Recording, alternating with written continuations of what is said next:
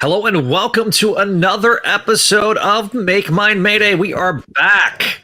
In this episode, Roderick Kingsley makes some moves, a breakup occurs, the election finally happens, Aranya makes her presence felt, we learn about Black Tarantula's origins, and that damn disc shows up again. All this and much more next on Make Mine Mayday. So, hello everybody, I am Zach Joyner and joined by Kelly McDaniel. Hello. Hello. I left that pregnant pause so I could insert the music in post. So, but before we get started, got to thank our patrons over at patreon.com/Spidey Network. We got Vinkman, Scott, Greg, Phoenician, Kale, Georgia, Jessica, Catherine, Cindy, and Jurgen. Thank you guys for your support of all the stuff we do here on the Spidey Radio Network. This show, as well as the other show on the channel, Spidey Experience, and all the shows on the Spidey Radio Network. So, without further ado, let's get started.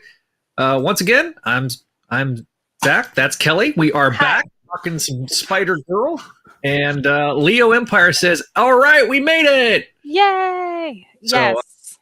Brief disclaimer, though: these shows are live streamed, so if you're an audio listener, which all the audio episodes are updated now, Yay! During the break, but. If you're an audio listener, there's going to be references to probably some visual aids and or live comments, so check out the YouTube page, youtube.com/Spidey Dude Radio Network, which is actually going to be the handle because they just introduced YouTube handles. Yay! Yeah, So, I mean, makes it easier for people to find. Kind of why, I have my link tree, literally makeMineMayday.com. Because of you, I actually I haven't finished making my link tree, but I started working on that. So we'll have a link. I'll have a link tree up in the socials. So welcome back. We are back. We're covering what issues are we covering tonight, Kel? I mean, you did just go through it, but it's Amazing Spider-Girl 13 through 16. Yes. I didn't realize, I did forget that these smaller stories do lead into a bigger story. Normally, it wouldn't cut us off in the middle, but we're starting to get to the moment where we're going to have to start leaving things at cliffhangers because these stories are becoming a little bit more long form. Right. So heads up, guys. Sorry, we've got a cliffhanger, but I didn't know where else to stop. So, yeah, because this is really where a lot of the setup from year one starts to pay off here in year two. Well, yes, but it's also we're setting up for brand new May. So yeah, things are starting to get wrapped up a little bit while still having little stories, but they're starting to snowball. So, and connect and thread and yeah. Queer. Fine, Mr. Comics, that's fine. It's fine, I mean, is your memory as bad as Nightmare 31-year-old Mayday? I don't think so. No, not as bad. We'll talk about that. Talk about being gaslit. But before we go right on in, I guess we should probably talk about Mayday sighting in some current comics. There's a splash page that happened. It's not shocking. And we can move on. All right, so I'll the first issue of the Dan Slott written Spider-Man adjective list, drawn by Mark Bagley, had a final page reveal where it was Annie, May, Spider-Man Noir, and Mayday all. Which, if you were reading the, I guess, prequel, the Spider-Verse little prequel book, you saw a lot of these characters get changed into their Hornet wasp thing, because technically it's a wasp. And I on a Patreon episode and the crawl space, I did kind of go into what I think is kind of behind that, and I just my ring light is blinding me. You're like this angel that's it's like you're radiating. Yeah, no. I told you the camera is starting to kind of get crazy. But the thing is it's not really. It really wasn't shocking when I saw in the first of those little prequels we saw Annie get turned into the Wasp character. And I kind of had a feeling Mayday was going to show up as a bad guy after that because knowing the writer, he's going, it kind of protects him because he can come back and be like, I wasn't mean to her on purpose. Look at what I did to my own character, because he thinks that he owns Annie, which maybe he does, but not really, because Jodie Hauser really created Annie as she stands. So, it's interesting. I'm not shocked. Obviously, we can fully expect everyone to get turned back. I mean, I don't think anything major is really going to happen. So in all, it's tame right now. Well, it's like it's the end of the Spider-Verse. Yeah, I believe that. I won't quote Super Troopers, but anyway. It's definitely not the end of the Spider-Verse. I think it's a story, at least from the looks of it, which I have not read anything new since going on vacation and taking a little break. But let's be fair, I'm pretty certain it's all about there should just be one singular universe for Spider-Man, one single thing, and everything needs to be streamlined versus the Spider-Verse is for everyone and comes from everything. I'm pretty sure we know how the story is going to end because they can't just kill off these worlds and kill off these stories. It's not in the Marvel way to pull a DC. Aw, hi Waylon. But that's just my opinion. I'm not really shocked about it, but we should at least bring it up since it did happen. So yeah, there's a splash page. And we'll talk about it, I'm sure, later. All it really does is just mean we have more issues to discuss. It just yeah, it just elongates the show. So I mean, on one hand, on the other hand, I'm like, oh, more episodes with Kelly. Yeah, well, like I said, to me it could be worse. Like, I mean, I think we discussed way back when during Spider-Geddon how I was like convinced that they were going to kill May off. So I'm not I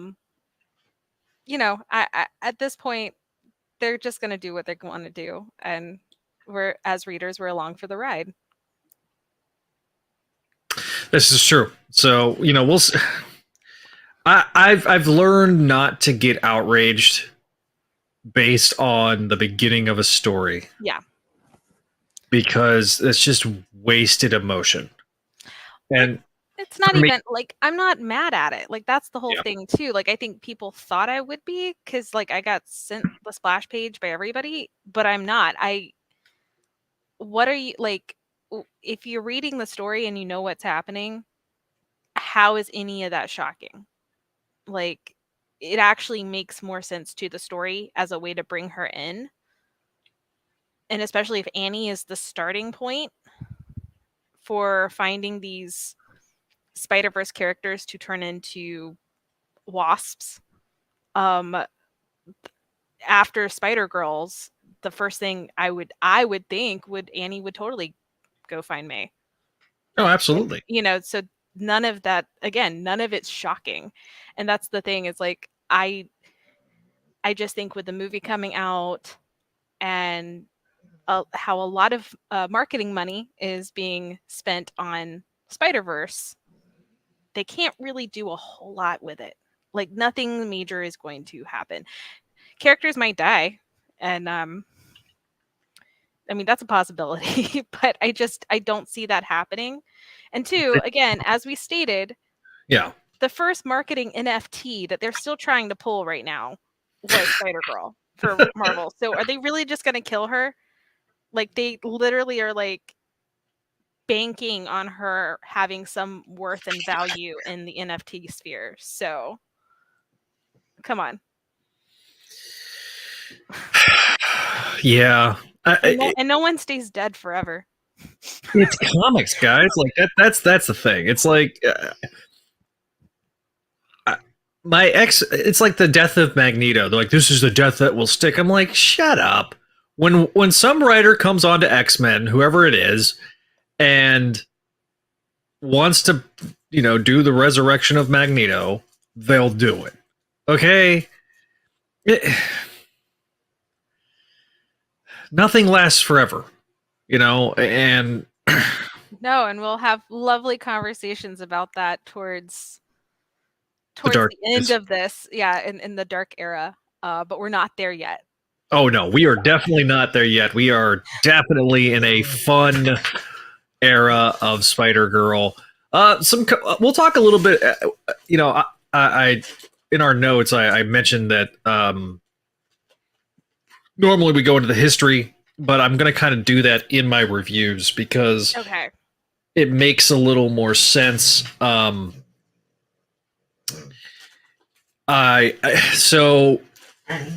we're doing it, I'm going to do the first two recaps, then Kelly's going to do the last two. And so I'm ready to roll with it. Yeah, Kelly. If you have nothing more to say on like kind of setting up the history here, then we are good to go. Yeah. So, Amazing Spider-Girl 13, cover dated December 2007, released on October 10th. So just a couple weeks before. Oh God, I don't want to talk about how many years that was. Just before what? Like you can't just assume we all know your life. Well, no. This was like October 2007. It was like 15 years ago. It was like just a couple weeks ago. Is what I was. Oh, reading. Yeah. It was. It was half my life, or no, it's not even. It's nope. We're still saying half my life ago. It's half my life ago. I understand we're all allowed to take 2 years off of our age from the pandemic. Yeah, those are literal lost years. It's a life lesson, or not life lesson, life rule. Just take those 2 years off. It doesn't count. And they don't exist. They don't exist. The title of the book is I, Hobgoblin, which iRobot, I think, was about to come out at this point. Story by Tom and Ron, finishes by Sal. Molly Laser is the editor. Our issue opens on a splash page of the Hobgoblin, who is kind of sort of the star of the issue along with Mayday. He is sitting in the Winkler device. I always screw up that name.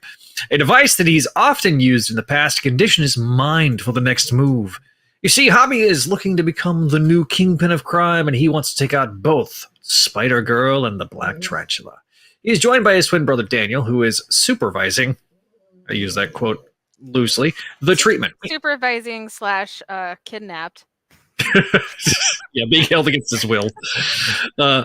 Which is that's what happens to Daniel. Poor Daniel. Meanwhile, at the Parker residence, May is trying to get Benji's attention, but he cannot hear due to his exposure to sonic sounds that were used to remove the Carnage symbiote off of him from the last issue. See last episode.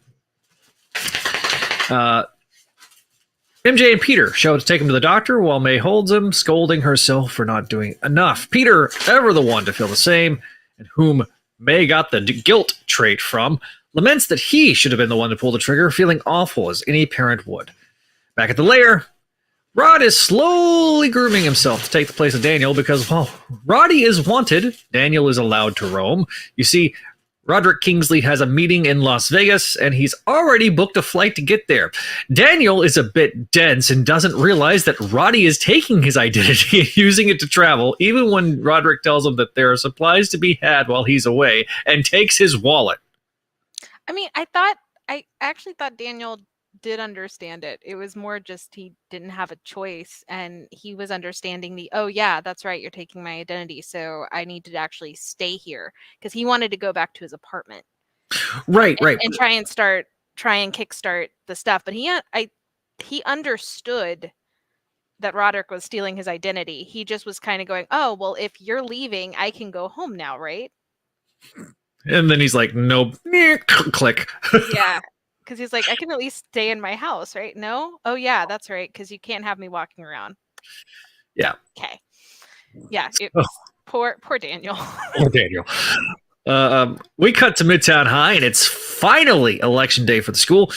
May, though, is lost in thought, lamenting about recent events with Benji, and had forgotten about the fact that it is the election. Simone then asks May if she's seen Jean, and asking about the big dance, which, no, she has not. May wishes her luck, as she's going to need it, before eventually brushing off her question about Jean, before heading into the bathroom, where she encounters Davida. She's trying to psych herself up for the big day, and Mayday offers her support. She assures Davida that she's going to win and to cowgirl up, because why do the boys get all the fun? I also feel like I should mention too, like this is their big like makeup too, because Davida's still kind of prior to this. Davita's still a little cheesed that May ditched the campaign and then just like pushed her as the nomination. So this is more of them kind of making up, and then she's hyping her friend up. Just feel like I need to throw that out there because there's this whole thing too. Like you're kind of just sliding over the fact that like May is literally lost in thought. Like it has been one thing after another. Yeah. And her spider, her Parker guilt and her spider responsibilities are literally eating at any personal life she has. This is true. So I apologize, but I was gonna get into that more in the okay. I'm just saying. No, you're good. May, of course, asks about Courtney, who has taken a sick day to deal with the Moose fallout. He's being held, and May has an idea of where that might be. She's going to go check it out later. Meanwhile, back in Vegas, Roddy is thinking about May and Peter and how different they are. That, for example, Peter makes his lame jokes to hide his insecurities, and May has no such qualities. He surmises that May is into her early to mid-20s, possibly older. He's trying to figure out the connection between her and Black Tarantula as well. Roddy then arrives at the hotel and bribes the bellhop to the whereabouts of a Mr. Leonard Groot. Upon his arrival to the top floor penthouse, a bunch of scantily clad women are running around, and Lenny, when Roddy wow, I messed this up. Scantily clad women are running around. Lenny, is obviously also, you remember Leonard Groot, right? Yes. Okay. Oh, wait. Yeah. Okay. Yeah.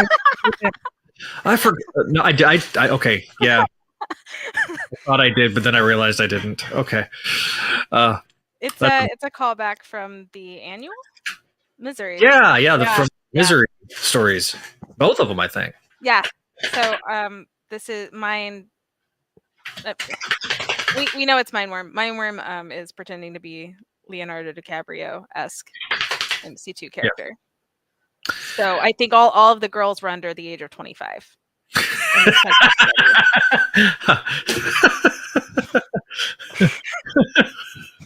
Oh man. They had to be for him to keep it up. Like, listen. I don't know if you heard that. It's no, I didn't hear it. So good. It was. I understood that reference. I actually isolated that audio. But okay. So, he actually asks about Mr. Turner, who is known as the D-list villain, Mindworm. Mindworm has the ability to project himself in a way he desires, as well as feed off the emotions of an individual or group. Roddy reveals himself to be the Hobgoblin, and so then we cut back to Midtown.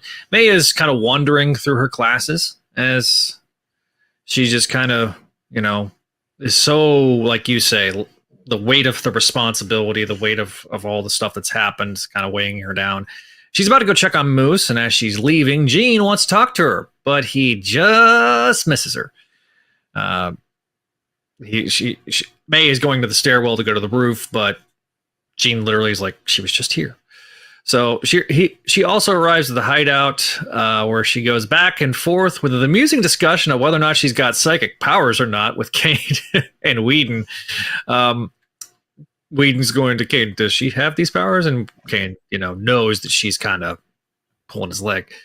She's asking to see Moose, and Kane tells Whedon that she's owed at least a little something, considering that his career was saved by her. So, I mean, not just one time either. Like, this is multiple times now. Yeah. Yeah. Moose, on the other hand, is not happy to see her, screaming at her and telling her that because of her actions, his father's going to die. Whedon. I don't know why. Yeah. I didn't even spell check this one this time, so like that's all on you. Oh, I know it's me. So Weed, his name is Weed now. Agent Weed. This is like that executive producer Dick Weed, like from all of the 90s. Yes, 100%. But he should be a DEA agent, though. I mean, anyway. Agent Whedon is somewhat amused, but Kane can see how distraught Mayday is, and he reassures her that she did in fact do the right thing. Upon arriving back at school, we learn that DeVita has won the presidency, and May bumps into Wes asking about Gene and his whereabouts. Of course, this with the presidency, big win. I mean, this particular panel I'll get to in a minute, because there's a specific reason why. There's a close-up of one specific face. Meanwhile, in Vegas, Roddy offers to give Mindworm power and wealth using Spider-Girl as the bait. Back in Midtown, we have Mayday congratulating DeVita, and they hug, and she apologizes to May about everything.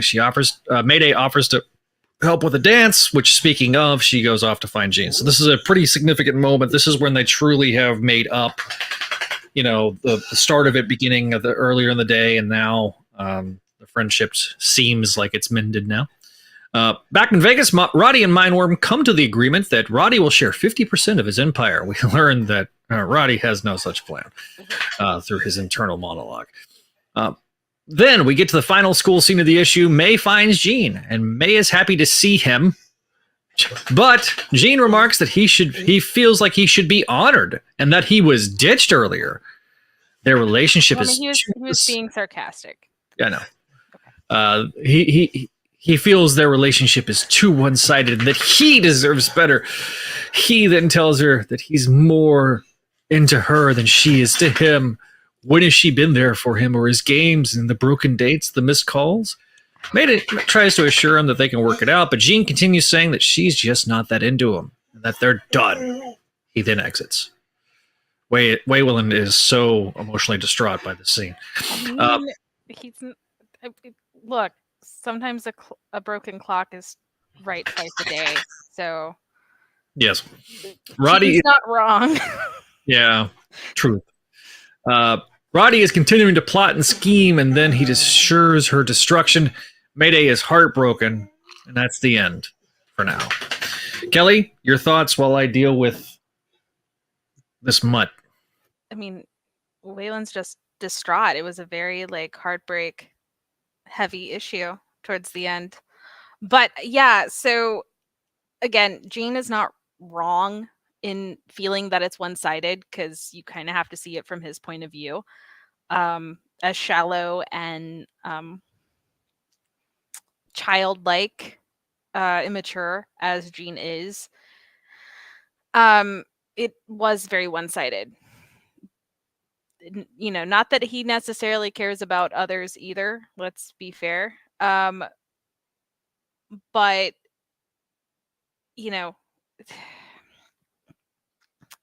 he maybe should care about her brother was just kidnapped and then hurt by carnage, and doesn't seem to really care. But that's Gene for you. But he's not necessarily wrong. And then I think I have a bone to pick because we'll see it in other issues, but like, you know how in the original series we've like gone back and forth on how May's spider sense is different than Peter's? Mm-hmm. I don't think Kane is fully aware of that, because there's a point where like May is teasing Whedon about being able to kind of tell if he's lying.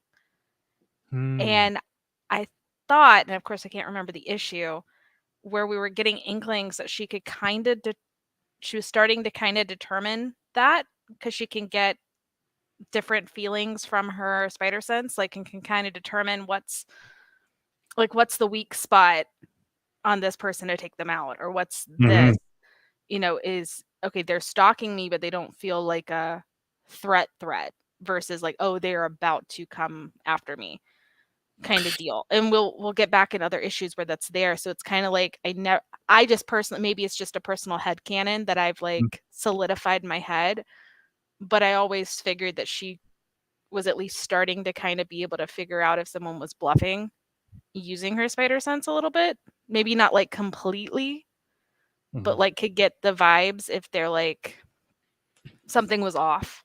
I'll I put it wonder that way. if the So spider sense can read the auras of people.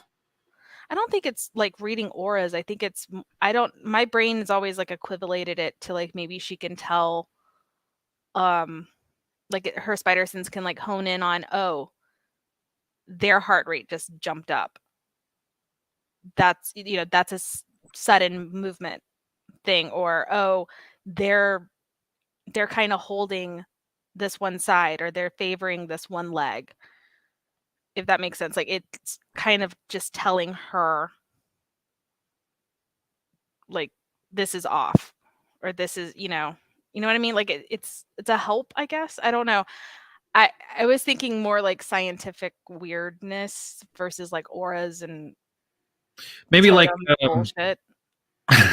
maybe Matt Murdock's radar sense type, Yeah. Something in that. kind of like in between. Yeah, exactly. Yeah. Um, but I don't know, because that's just like I was just like, so either Kane doesn't know or Kane doesn't want Whedon to know that her spider sense is different. Mm-hmm. And it just, I don't know, that was a line that was just like, Kane, you should know. She might, she might be able to tell. But I don't know, maybe that's just like years and years of headcanon for me getting muddled at this point. But also too, I guess like my last notes on this was just like, that Parker guilt complex. Because I really like it is a messed up thought to be like, I should have pulled the gun and lost my son's hearing. It should this guilt should be, which is, it's such a parent thought. Like I know that like this guilt should be on me. She shouldn't have that burden. But like it's also such a like, like MJ is sitting here going like, look, it was a hard choice. You did what you had to do. Your brother's going to forgive you. Things are going to be okay. We're going to figure this out. Let's move forward. Meanwhile, Peter's sitting here going, it should have been me. And it's like, no, dude. Like, it y'all are not helpful to well, and like I agree with that. And as a like, parent, I understand the thought process, but it's like, do you not like it's know messed how up. unhelpful and messed up this is? Like this gets like no, and it's such a Peter way of thinking too, and it's stuff that Yes. we haven't really seen from 616 Peter in a long time. Of the no, it should be me. I should be in control because I can deal with the burden. But he can't, because no human can deal with all of that. But it's that's the way he manifests his need of responsibility, and of course his love for his daughter.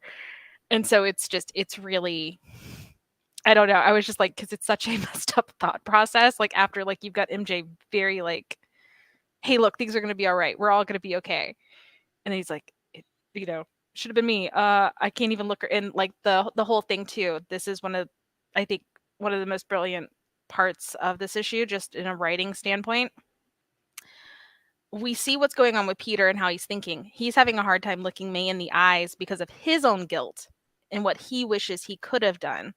But May is interpreting that as, oh, he's disappointed in me. I should have been able, there's a few of these issues. The great Spider-Man, the way I like kind of put it in my mind, like the great perfect Spider-Man would have figured a way out. Her dad would have figured a way out. She's not up to snuff. Even though we thought she kind of left that stuff in the past, because she has clearly, done more than enough to prove her worth. For some reason, she's kind of dragged back into this line of thinking, and especially like with all of this going on, which I don't blame her, because it's hard. She had to make a really tough decision, and it still hurt somebody she loved. She feels that guilt, but it's, the fact that like she's interpreting her dad's own guilt as disappointment in her, and they're not really talking that out. They're just stewing in their feelings. Yeah, of course. And so, and that's like a moment of, I thought that was like a serious moment, because like just him not being able to like talk to her and say, I wish I had done it. I wish you didn't have this response. You weren't carrying this burden. It causes her to spiral in these next few issues of self-worth, because she can't, she doesn't see it the way he does. Because she feels like her dad's disappointed in her, and now her boyfriend's broken up with her. It's damaging. Yeah. Even though that's not what was ever intended. It's absolutely true. Yeah. And to dovetail on that point, I as a parent, I feel Peter more here, as I've often mentioned over the course of the program, because like his desire is he wants to take that hurt away. Like, and he felt like that he was in a position that he could have, and he didn't. So, and and to briefly mention Gene, because it's basically my last note. I get Gene to a point, but he's a selfish jerk. And well, I mentioned that when you walked away. The whole thing is like, he's still very much a selfish, self-absorbed, childish, immature teenage boy here. Like, because he's not even like thinking about like, her family just went through a very traumatic situation where her friend Moose got turned into Carnage, and then stole her baby brother, and then he got hurt, seriously hurt. He lost his hearing in this debacle. And Jean's worried about the fact that she's missed dates. But he's not wrong in I totally understand where he's coming from and feeling one-sided, because, yeah, if you have somebody blowing you off and missing dates and running late, it does feel like they don't care. Now, of course, he needs a little bit more awareness, quite like his father did at that age. Yeah, that's the last bit of my notice. I feel like he's acting like his dad here, and I feel bad for May, but like I was also even when I was reading this originally back in the day, I was glad. I mean, he was trash. I mean, he's trash. He's totally trash. And two, as we go into the next issue, it doesn't take him that long to find somebody, but of course, it is somebody throwing themselves at him, so maybe that's a part of it. Because he wants love and attention. He's so, honestly, it's, I'm sure if we ever got some deep dive on his character, he's probably one of the most insecure characters in this entire book. Because he's clearly making up for something, trying to think he's perfect and stuff like that, but then sabotaging May's campaign because he doesn't want her time focused on anything else but him. Yeah. And that's a, of course, huge red flag, dangerous line of thinking. But when you're a teenager, especially a teenager during this time this is being written, because I'll start talking about CW and stuff like that, like teen shows were all the rage at this time. There was a lot of really unhealthy relationship boundaries that were being built based on what people were seeing on TV and in books, because bring up Twilight here, that was during this time. Yeah. So But the thing too, in just social media and the internet, like there was a huge overabundance of like, people really weren't understanding boundaries, and people really weren't understanding that, they needed to kind of hone their messed up emotions and figure out what's going on, because, your comfort is not everybody's burden. And that's something that Gene is definitely kind of throwing out there, which of course we've talked about this. Like we've talked about the fact that like we really want to do a character study on what happened to the what happened to Flash and Felicia's kids, because they need therapy. Yes. But so it's a thing. It's just like it's very in line with a teenage boy in this, and I honestly think like the breakup itself is like fairly tame, because he could have totally pulled off he could have been very, very much more controlling and abusive, and he's not. But he's just very selfish and stupid. Like, I mean, and not like, you know what I mean? Like it's not like the stupid some people might classify Moose, who's just more kind of simple-minded, and he's not. Even Moose isn't simple-minded, but it's more just stupid, as in like he's not thinking things through. He's not looking at the bigger picture. He's just thinking about him and the immediate satisfaction he needs from something. Leo did have a question. Did we cover Avengers Next Rebirth? Yes. Yes. We did. That was 3 episodes ago. Yes. So definitely go listen, because we did talk about that. The audio edition is now available. There we go. So Mr. Comics asks, would Mayday be on Team Jacob or Edward? Oh God. Hard question. Okay, I'll be honest. She seems more like, so I feel like Courtney would be a strong Team Jacob girl, and so I feel like May would have to be Team Edward in that, because of just those kinds of weird conversations from high school. I feel like she would be. I feel like Robert Pattinson is more May's type than Taylor Lautner. Yeah. Yeah. Yeah. I can see it. It's the accent. Yeah. Yeah. But also just like it might just be because like I like Robert Pattinson, not necessarily Edward. Not even reading the books. Like no joke. Like no one in my house got through the last book because of a certain scene. Where the adult werewolf imprints on a baby. Yeah. Yeah. So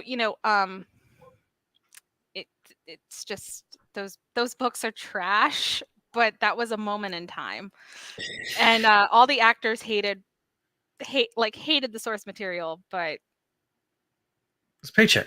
it was a paycheck, and also like those movies are like low key iconic now. I do still appreciate the scene where they changed it up, so they showed you Alice's vision but didn't tell you they were showing you Alice's vision, so then everyone dies. That was great. You had to be there in the theaters when it happened, because that was gold. Like I sat through the films. I never read the source material. I had no doubt. It was faithful to the source material. You're good. You don't need to read it.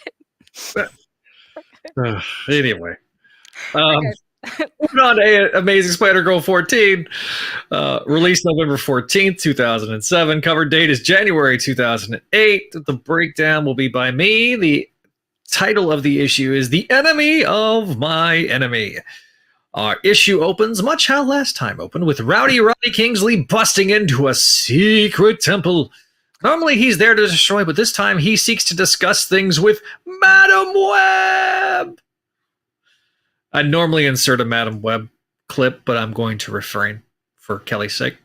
Although I could have done it, because Kelly's not even at the desk. But We learned that Cassandra is gone. She's passed away because she was 900 years old when Peter was still around. So it's not surprising that she's gone. The High Priestess, though, is there to as a consult, and she surmises the reasons that Hobby is there, aka he wants to talk about Black Tarantula. We then cut to the Peter Parker house and MJ house. May is getting Benji his favorite juice when she wonders if he's climbed out of his playpen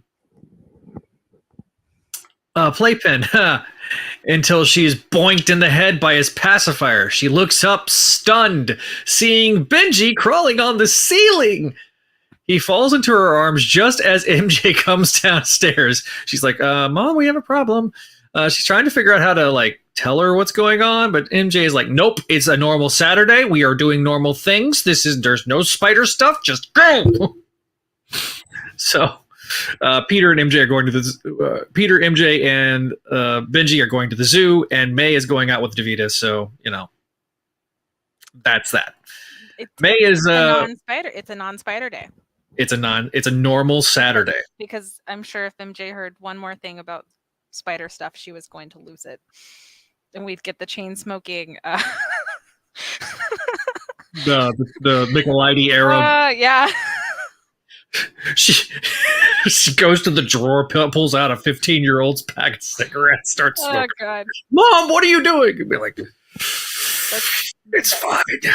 Nope. Anyway.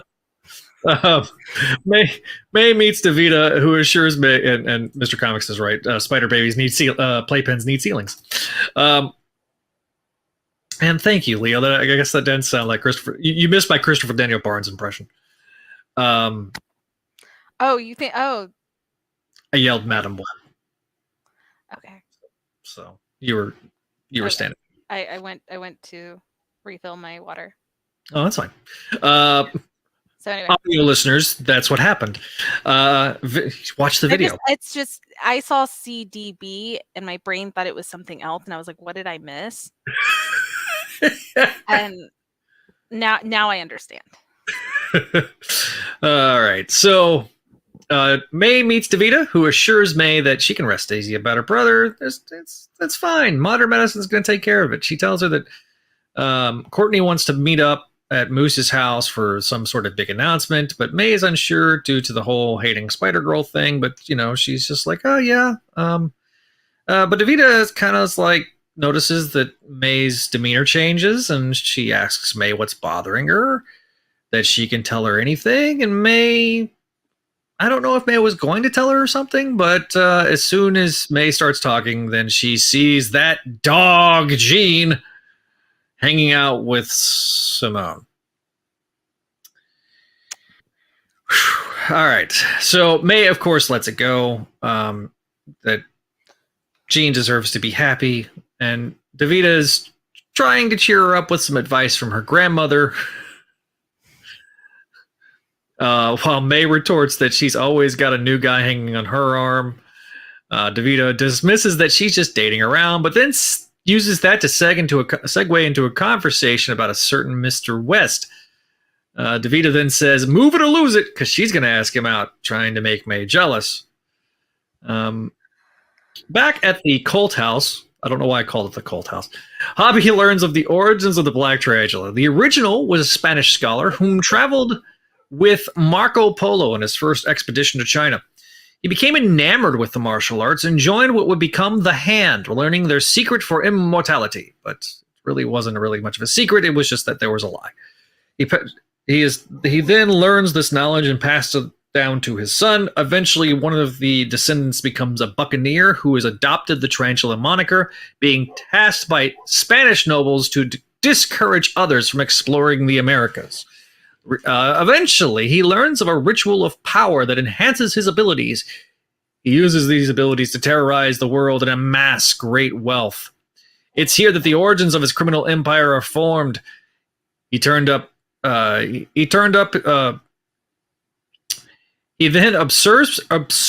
usurps his masters, sending the bodies of their envoys back to them. A particularly gruesome part. Many tried to do the same thing to take him down. AE doing the the ancient ritual, but none of them succeeded. The powers were passed down, and Fabian is merely the 7th generation of the Black Tarantula. May finishes her day with Davida before heading home. She changes into her suit, heading towards Fantastic Five headquarters, and when she arrives, she is greeted by Franklin, who is feeling the effects of Final Doom. For more, see 2 episodes ago. He's cold and distant, to say the least, after May asks to see Reed. Mayday is somewhat puzzled by his demeanor. She leaves and wonders about what's going on when a woman is being mugged. May comes in hot and starts to take out the nuggets. The nuggets. I was hungry at this point. The muggers, slapping them silly, getting increasingly angered as she does, but then she stops herself. Rattled, she leaves, but her spider sense be a buzzing, and that woman is casting a weird shadow? Question mark. We learned that a woman with a baby. Yeah. But even like the shadow is kind of fun. Yeah, the shadow is weird. Yes. We learned that Aranya and Spidey teamed up to take out the Fabian's dad. Fabian's dad back in the day. We cut to Moose with Mayday arriving. Moose is giving her a big hug, and he's apologizing for what happened in the events of last episode. And we learn what Moose's big announcement is, that he is moving back. His uncle got transferred to Queens, and that he's going to be him and his cousin are going to be going to school at Midtown High. They ask about his dad, and that he replies that he's getting worse. This leads to him getting so angry at Spider-Girl for saving Benji over his dad. A, quote, real hero would have figured out a way to do both.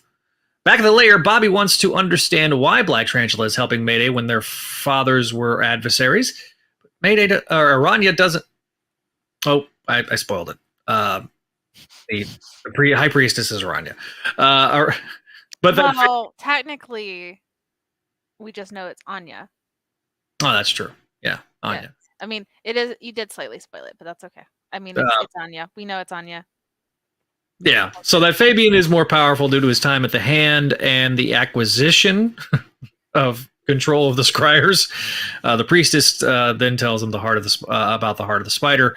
Hobby wants to know more, but she's keeping it a mystery, so Hobgoblin's disappointed and storms off, basically saying, thanks for nothing, you. But if you've ever seen an episode of the 90s show, you'll know that anytime you talk to Madam Web, it's utterly unhelpful anyway. So she's... Well, I mean, that's just Madam Web. Doesn't matter which Madam Web you talk to. Just all of them. Julia. Yeah. The original Madam Web. Yeah.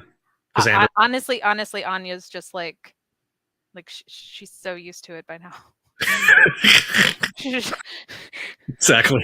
We'll talk about it later because I'm trying my best not to just go full into the fact that she was, because I'm still not sure, was she just pretending? Or was she actually supposed to be the new Madam Web for this cult? Because I feel like she was just pretending. And so this was just straight BS from the start. Although it's not BS, but you know what I mean? She was just messing with Hobby from the start. Yeah. And it feels like an Anya thing to do. Yeah. So why is she keeping it a mystery? Well, it's because she is in fact Anya, despite her claim of being dead, because she claimed that she was dead. But it's to an end. If Hobgoblin gets the heart, she can use it to take out Black Tarantula. An ultimate scene of the issue is Wes bumping into Mayday. He's so excited. Why? Because Davida asked him out. Mayday is kind of... He looks like a pod person. He's so happy Davida, which doesn't seem like Wes at all. Yeah. And I'm just like, what happened here? What did Davida offer? What is going on? Sorry. It's so bad. But it's probably true. Anyway, Mayday is a lot more sad about this than she lets on. And the two I would be. Look at his face. I screenshotted because I was reading on Marvel Unlimited. So for those that are, I would be concerned. Those that Like are watching us on YouTube. he is very happy. Just like Joker gassed levels of happy. And the Mayday face though is like a mood, man. I mean, like this these 4 issues are just a mood. Every single thing I'm like, I could use that to like show my own emotion. Like they're so good. But yeah, no, like it's yeah, sorry. Just anytime this scene's brought up to me, that's all I see. All I see is Is what's his face. I just I oh I there is a very inappropriate fan fiction somewhere. Oh no. Okay. Anyway, part. So we get to the final part of the issue, which is Hobby returning back to his lair, speaking to some unknown person. Turns out the mugging victim, the mom and child, was in fact Mindworm, and he gloriously declares that Mayday is ripe with insecurities and guilt, and that Mindworm can exploit those to destroy her. So yeah, he's gonna exploit a 16-year-old. Great. Using her self-esteem when she was a teenager in the US in 2007. Because should like, because let's bring up the whole fact that one of the main entertainment articles during this time literally said bimbo summit. Like let's just I'm just saying it was hard to be a teen girl in the 2000s. We have low self-worth, and that's why we need therapy. Just a whole generation of 30-year-olds. Yes. Yeah. Yeah. Yeah. It's a good Girls too. it's It's all of us. It's all of us. Anyway. All right. Kelly, your thoughts before we go into the before I go into actually having to think about things linear, like have to actually think about things as I talk, because apparently I can't talk anymore. But yeah, no, I love this issue. Just because like we have Benji's spider powers, which I just love the fact that like I was trying to think about it and I was like, so either, because this is my thing, this like could be a new thing, but since he seems to have like, he's got this intuition where he's kind of like, oh, my mom's coming, gotta be normal. And it almost made me think too, like maybe he's been hiding it. For all we know, he could have been sitting there like hiding his powers from everybody, but because he couldn't hear May walk up, he got caught. Like I don't know, like there's a lot of things that I have like thoughts about, because too, like, you know, we find out later his spider powers are different than Peter and May's. So not, I mean, I could spoil. They're a little more involved. It's a little bit more Raimi-esque. Yeah. So, but the whole thing though is like it's just we don't know, because too, like, you know, there's a lot of different stuff there, like the things between the pregnancy with May and the 616 that we assume was very similar here, and then the pregnancy with Benji are just totally different situations, which all pregnancies are. So like we don't know if Carnage started this or if this has just been going around, because Benji is a very smart little baby, almost too smart for his own good. So, you know, like it's just because, like I said, it was something that I was thinking about when I was rereading, and I was like, because if this just happened, I don't see him being aware enough to be like, I'm just gonna drop now. Mom can't see me. You know? So I don't know. You know what I mean? Like, I don't know. Mm-hmm. But then of course we've got Davida being absolutely Davida in the most Davida way. Really is. Because it's like this is Davida, of course, and this is what I've always like had a thing with. This is why like we've had discussions where I go back and forth between loving the characters and not loving the characters because I can appreciate a character being human enough where their flaws really really bug me, because this is something that like if my friend did this to me, especially as a teenager, that's it. Like I wouldn't be as cool as May is about like, oh, Davita's just being no, like I would have been like, no, this is like you're going against girl code.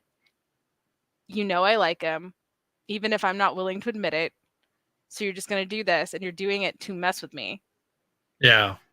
And it's so clear Davita's doing it to mess with her. But then two, thinking about it, it's like she's not just messing with her because like clearly Wes is cool with it. Like Wes is happy. So like that's also kind of hurting Wes. I don't you know what I mean? It's the manipulation is just bugging me because it's just not okay. But it is something that it's very in line with Davita. Like she means well, but there's some respect situations. Like because I do feel like Davita doesn't really see masculinity as something to be like she doesn't really respect men like humans. And it's funny in a character Yeah. sense, but it's like it's a really toxic trait in a human being. She's like, dance for me. Yeah, and they do it though, but still, like and, that's and they you know probably what I don't. mean. They probably don't even realize that they're being manipulated either.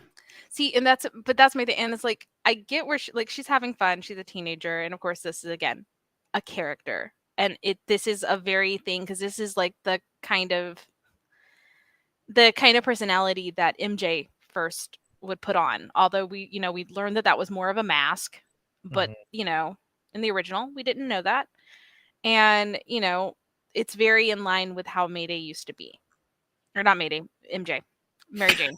Her mom. Oh Yeah. my God, her mom. And so that's kind of what the Davita's role fills. It's just like I said, I have the way I've always interpreted it is there's a manipulation factor and like almost a disrespect towards some people, and I don't appreciate like the disrespect towards Wes and the disrespect towards May in it just for her to kind of get her point across. Because Davita was like gung ho against Jean. So like she sees, oh, Jean's out of the picture, immediate thing. She's not even remotely thinking about the fact that like May just got broken up with. May's got a lot of going on. May is not ready. So Davita's gonna like force her hand. And that to me never came off respectful. But maybe I'm weird. I don't know. Maybe I took it too seriously. But yeah, and then of course, it breaks my heart on how Franklin treats her. Like I hinted at this scene when we were talking about Fantastic Five. Like the thing is Franklin is going through it. Like he is now horribly disfigured. His parents are once again taken from him. He only had them for a few months, back together for a few months. He is just he's going through it. And I understand where he's coming from too. If this is the first time he's seen Spider-Girl since all of this happened, which it's very clear that like all the superheroes kind of talk to one another and she didn't even check in or even realize what was going on. Yeah. To him that seems like she doesn't care. And of course she's got a lot going on too. But I get where he comes from, but it's like it breaks my heart that he gets so cold with her when he was like her first real big defender and supporter. And it's hurtful. Like Is this their last appearance together? I don't remember. I can't no. No, because I think Franklin shows up. I believe Franklin shows up in the Spider Island B story. That's right. Like, I mean, it's an offshoot thing, but no, I mean, like they see each other again. This is all very, it's comics, it's temporary, but Franklin needs a friend, and unfortunately, May was not that friend. And he's cold towards her while he's dealing with his own stuff and being super emo, as he should be. I mean, Yeah, he was definitely listening to The Used at this point. Yeah. Looking for Warped Tour tickets. So, now he would be in Las Vegas this weekend with the Wish You Were Young. Yeah, he would be. We're old. And make jealous. He'd be flying over the fantastic car and be like, no, I mean, he'd be performing it probably in a perfect world. I remember that. I remember that start where he had a garage band. right. That we never found out anything else about after. I think the band after that. That's my headcanon, because he's like, guys, I love you guys, but I'm so busy being Franklin Richards, man. I can't play guitar. Yeah, well, he can go back. He could do he could be like the new He'd be the equivalent of Marshmello. Marshmallow. I was gonna use Daft Punk, but there you go. Daft Punk works. Daft Punk. But anyway, I feel very ADHD, but this is because like all of this is like a large part of where my head canons have like turned up. So I have a lot of like little things here. But yeah, no, like just I feel bad for him. Like my heart breaks at that scene because it's like I feel for both of them. And again, it's another situation of like May doesn't know the context, so she just gets hurt and she has no clue what's going on. Versus we know what's going on as the reader. So we know Franklin's, going through it. Right. And then Franklin, although I'm sure, I'll be honest, I'm pretty sure Franklin's probably reading the news far more than May is, so probably knows kind of what happened. But like, I don't know if he's ever, it's weird because it's like, I'm sure he knows she's May Parker, but he never addresses her as such. He never they never have that interaction as such. So I don't know if he like cuts it off like mentally, just like a mental block out of respect. I don't know. But like, I would assume he would know she's going through it too and needs help. But again, she wasn't there when he needed her. Which like I said, it mirrors Jean. Although very much so. Franklin's a better person. So but yeah, and then of course, I enjoy Anya's MC2 introduction, especially from at this time, because at this time, like she was pretty recent character in 616, and I do recall like where people were like, oh, but why is she called Aranya? Why isn't she Spider Girl? Even though that completely at the time too, like it pissed me off because it negated her heritage, which is where Aranya came from. And I thought it was so cool that we had this Hispanic like character that was like really getting into the mysticism, because the mysticism part of Spider-Man is weird to me when it comes to Peter Parker. I don't think that it's a bad discussion into the character. It just didn't need to be on Peter. So like kind of giving that to Anya was really cool to me. Because it was a little like, like, because I think there was a little bit of it with Maddie and Julia. Yeah. But like it I don't know. It just, I enjoyed it. I enjoyed what they were starting off with. So like to see her here and kind of continuing almost that like stuff was just fun. I was like, ooh, what, like, is she going to be like, how is this going to work? Like, oh, she's here, which means newer characters can show up in the MC2 later.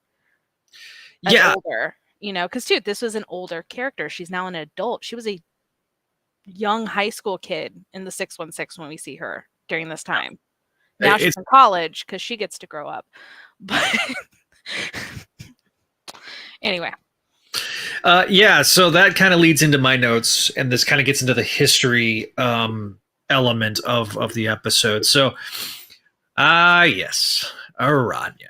So there was a ton of controversy about the character of Anya because she was introduced and she got this massive push. Joe Quesada, specifically the editor in chief at the time, had kind of approached the staff about creating a Latina superhero for somebody that his daughter could see and identify with, and so this led to the creation of the character.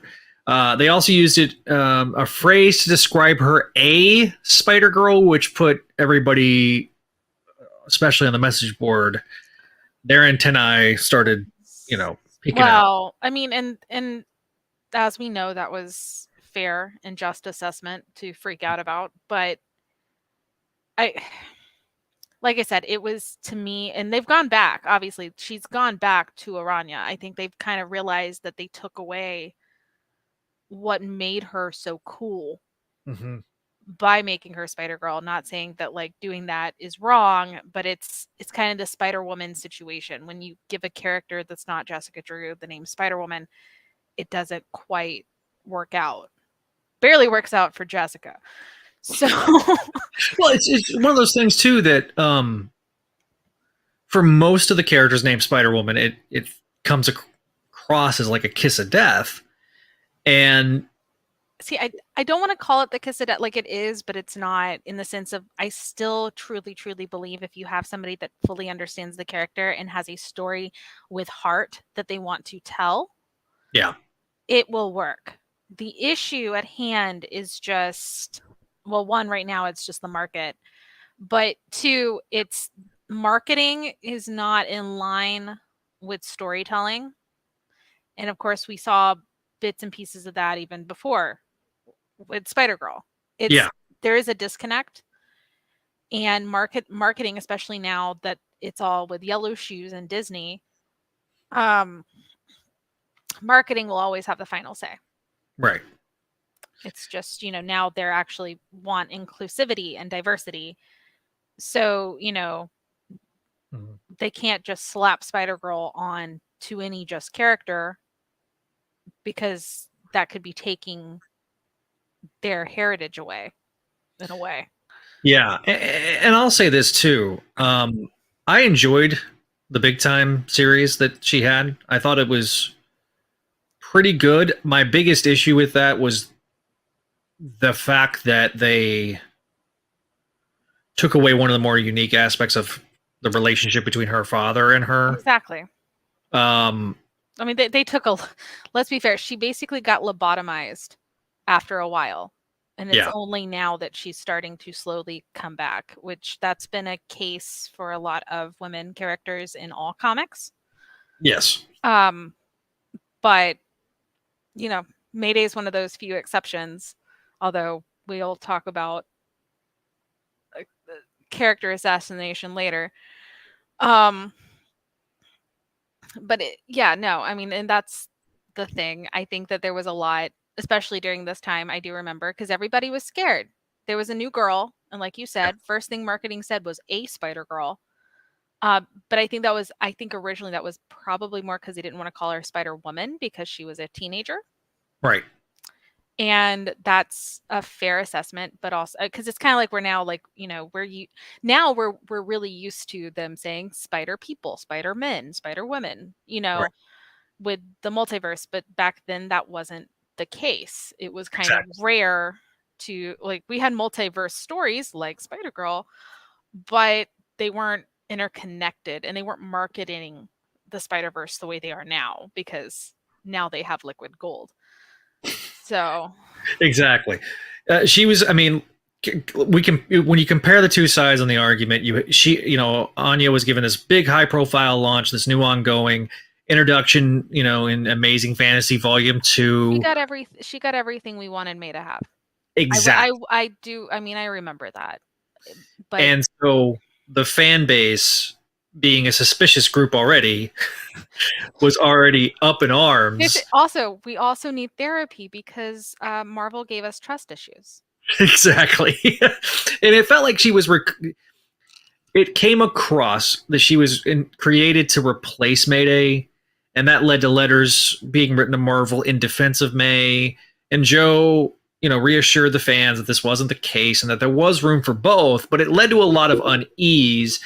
And it was felt by me at the time that including her here was kind of Tom and Ron trying to make some peace out of it and be like, look, there's no such thing as bad characters.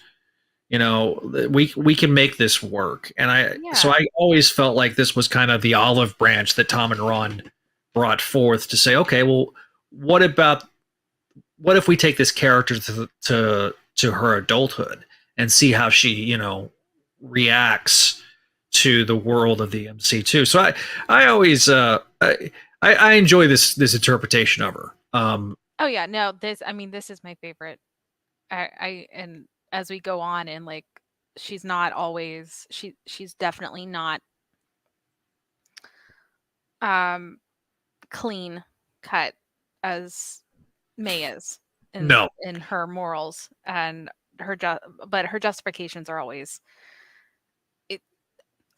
it's almost a mirror to what we were just talking about with Davida, where like Davita's doing things with good intentions, just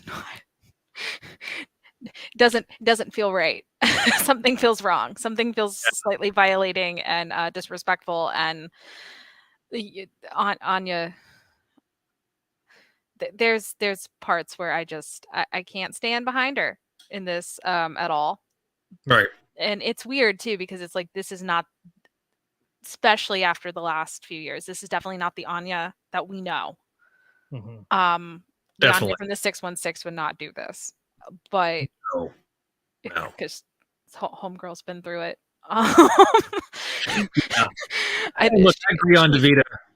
But it's kind of just, it's a slight mirroring on just like certain people's, not everybody is May.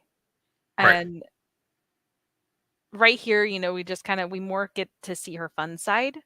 Because like I said, she's just she's giving the information, but she's not giving all the information. Yeah, and it's funny when you go back and read like the original DeFalco story and Amazing with Black Tarantula. Mm-hmm.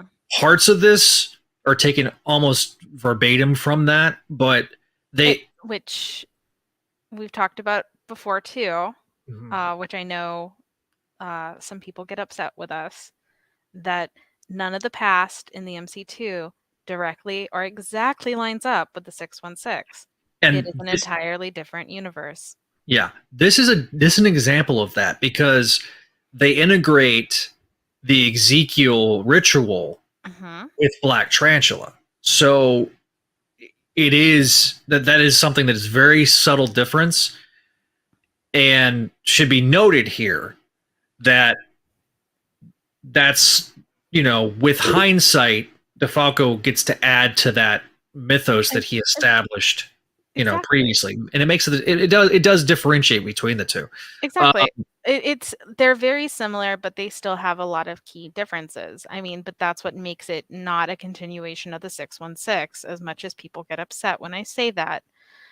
But it also, to me, it brings freedom to both universes when you do that, because there's more creativity allowed when it's its own separate universe. Like, and I'm not saying that of like, screw all the history. Clearly there was a formula here. Like, there's actual thought and intentions. It's just there are some key differences that make this world unique, even in the history. And it gives the freedom, like you said, to expand on stuff, mm-hmm. to slightly tweak things, change things, but it gives us a richer story. Yeah. And it's not bound by what's going on in the 616. Because exactly. By that point of this wouldn't exist. 100%. 100%. So I do want to note a couple of art things. Yeah. There was kind of this weird in the scene where May is attacking the muggers at the beginning. Yeah. Usually the web lines are completed, but for whatever reason, the lines are done, but like the little web things, I thought that was kind of a little strange. You were reading it in Marvel Unlimited? Yes. Okay. I might have to go back. I don't know. I didn't notice it, but it might be an over coloring issue or edit. I don't Could know. be. It could. But I mean, speaking of that scene too, though, like talk about like going full on CW here, like because of course we know after we find out that it's Mindworm, but like the 180 super dark and gritty, which is something that I do also remember that being a discussion Mm-hmm. at this time because most of the things that we're selling and had been selling for a few years were more adult in theme, a more violent take, a stronger take. And, because this is stuff where like I've talked about this where years prior to like this issue, because by this point I'm 16. But in years prior, like I was told, well, this isn't cool. Like this is girly stuff. Because, girly must mean not edgy, which is so weird. But the whole thing though is just it's like it was very I remembered those conversations. Oh, Ron makes his cameo appearance. He said, Hi. "Just missed some web lines. Oops." Oh, oops. Yeah, so but yeah, no, like there's just that moment where like I mean she flips and goes very hardcore on them. Everything felt very much because I don't know if you remember, but like how like UPN was always the edgy place and like WB Mm-hmm. had turned sort of into like Seventh Heaven land for a little bit. Um, But yes, that's very. but then when they rebranded as CW, everything was supposed to be dark and sexy and cool and mysterious and adult. And that's I remember those conversations about the comics at the same time because we were supposed to be all the teenagers were supposed to be adults apparently. Yeah. But yeah, so like that's kind of what that part reminded me of too. And I don't know why, but like it just reminded of like, oh, because this is how people want May to be. They want it to be super dark and gritty and different Mhm. because it's not dark and gritty. It's not bleak.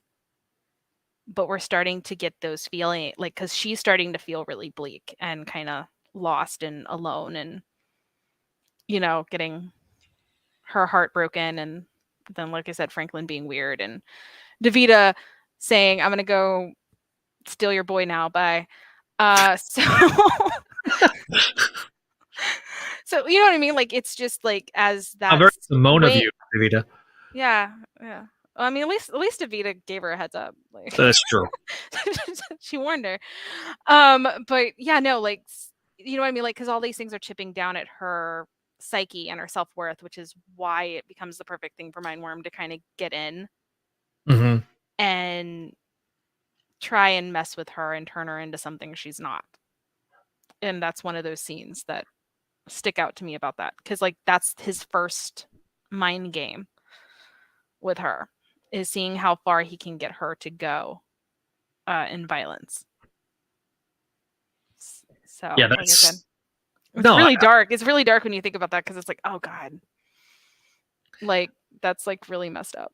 I do want to note since we have Mr. Friends on the Yeah. line, so to speak. I love the facial expressions in the issue. They're to me they're just a total vibe. Like the Yes. ones, especially like the one I showed earlier, May's face, with the It's, smoke coming above. yeah. The feel of her I reacting to Benji is just like the perfect. It's chef's the kiss good. horrified face. Yeah, no. I Um, they're awesome. But like the art and the the like honestly the art from like here to the entire end is just fantastic. So you can like tell perfect. by this point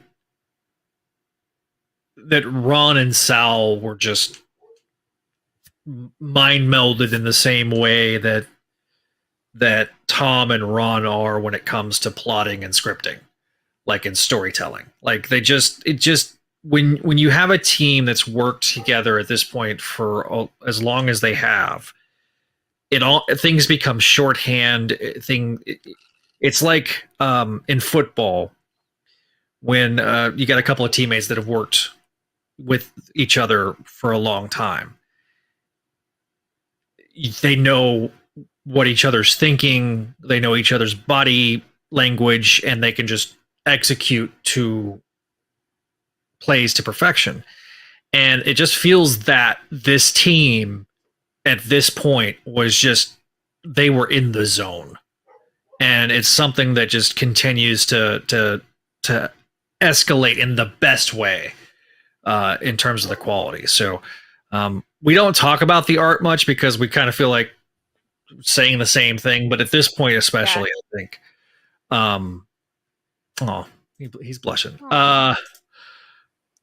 It just works, man. It just works.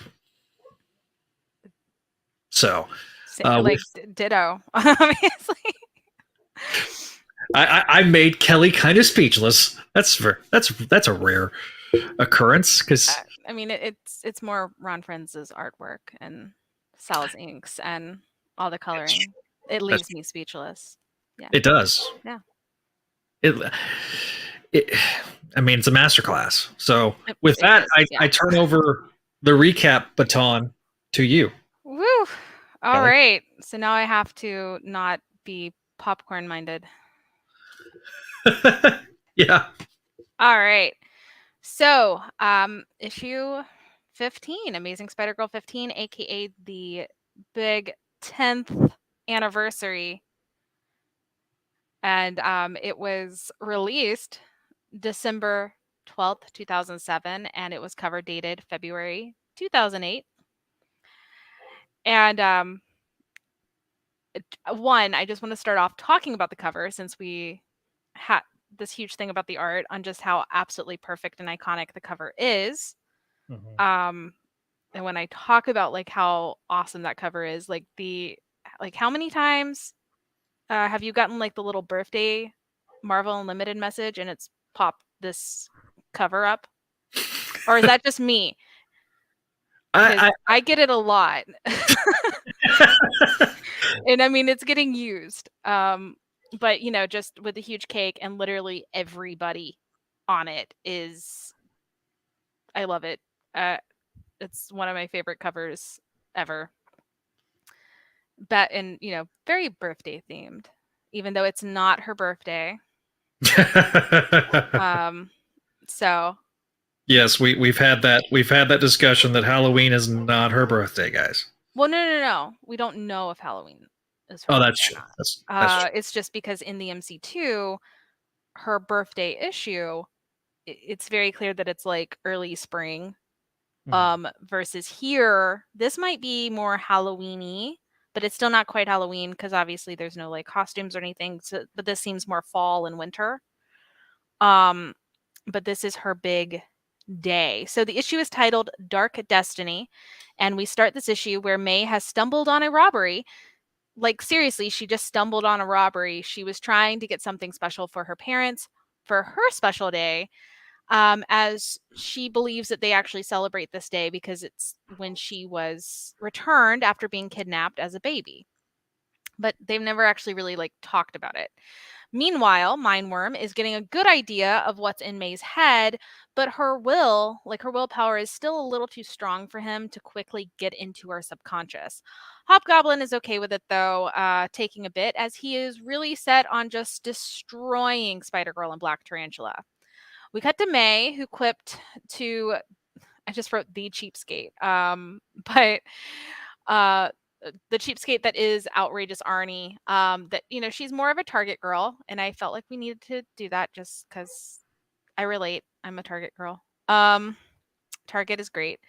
And as May gets back into her civvies to meet her friends at Cafe Indigo for Moose's big welcome back party. She starts to get her Spider-Verse or Spider-Sense shivers. I can't talk anymore or read my own notes. But she can't really figure out why, which is weird. Meanwhile, surprise, Normie and Brenda are back from their honeymoon. Normie thanks Christy for helping oversee the renovations of their living quarters in Osborne Plaza and also mentions how Christy kind of stopped giving him updates about the Parkers.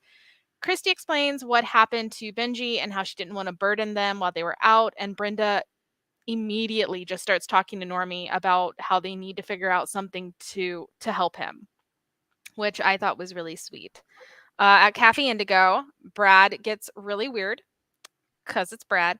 May makes it more weird by immediately running to chat to Sandra as soon as Brad sits down and tries to flirt with her after he was trying to hit on Donna, Moose's cousin. Then we see Davida and Wes together, which stings May a bit. And of course, JJ comes by to chat, but May has to cut it short as she gets a call from her mom. The family just got some wonderful news, and so they basically got in with a hearing specialist who might be able to help Benji. And this is awesome and honestly the perfect excuse to ditch the party. So this emotional spike, however, gives Mindworm a great in to her subconscious, and things start to get a little wild. Like everyone's favorite janitor, the Dragon King is suddenly making an appearance in an alleyway and not in the school. This makes May worried he's figured out her secret identity, but before she can figure that out, she also runs into Mr. Nobody. How is she not sensing this very deadly duo, mostly deadly due to Mr. Nobody, not the golden scaled Kool-Aid man? How is she not sensing this team up here? May jumps out of the way of the bullet shower and gears up to get ready to go off on the sense of someone is trailing her, only to find that it's Chris. And she scares the crap out of him. I'm not a stalker. I'm not a stalker. Oh, poor Chris. Oh, slightly poor Chris. He still kind of lied about his cowardliness. But anyway, I do like that May's like, I screwed that up. But no, you didn't, May. Okay, come on. no. But I kind of May feels like she screws up everything right now. That's the issue. Yeah. Like her self-worth is in the gutter, and I really feel for her, and also very relate as a woman, and I was a teenage girl. So once May gets home, her mom tells her how Normie cut through months of red tape to get Benji seen by one of the best specialists in the nation. May can't get her guilt to quit as she can't bring herself to tell her parents about Ben's wall crawling, and she's worried Mr. Nobody and Dragon King might know her secret identity. Things the Mindworm is starting to pick up on, along with her concerns about Dr. Kaplan, who is the specialist for Benji. May turns in for the night, something the Mindworm finds lucky as it's easier to get into her subconscious and mess with her mind. May seemingly wakes up, but she has her mask on, and as she comes to, she sees that she's become the Black Tarantula. Gross. She actually says it's gross, not just me, but also gross. She's also hit Jim. I don't think that's why she said gross. I'm pretty sure she said gross because she's like, this is not my body. Yeah. Why am I the Black Tarantula? This is disgusting, and this is fair. So May jumps out of the way. Sorry, I went up. Anyway, so Chesbro tells her that her husband transferred his powers to her before he died. And while May is clearly not buying this insane spiel, Chesbro tells her that she just turned 31 and her parents died years ago, because she's like, I would not marry the Black Tarantula anyway. But also, I'm 16. And of course, they're like, no, you're 31. And I feel that. I want to be 16 again, not 31. Right. But anyway, and her parents died years ago. Chesbro tells her to keep herself together and focus on who would have killed her husband, something that her sibling may be able to tell her. If y'all can't start to kind of pick up the fact that this to me is like a perfect example of how scam callers bait you into giving you their information.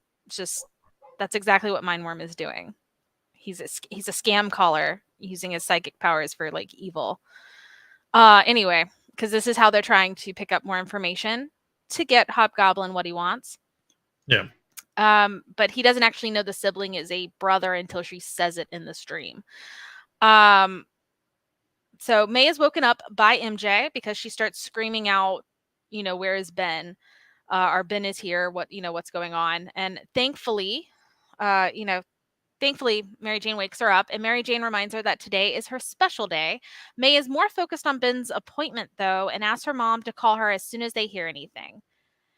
So Hobgoblin gets confirmation as to which Dr. Kaplan Spider-Girl seems interested in and decides he's going to pay him a little visit. At school, Courtney and Davida discuss how envious they are of May's special Mayday with her parents, and May asks about how Davida's date with Wes went. Davida tells May that Wes is more May's type than Davida's and asks her again to ask Wes out, but May just isn't quite over Jean yet.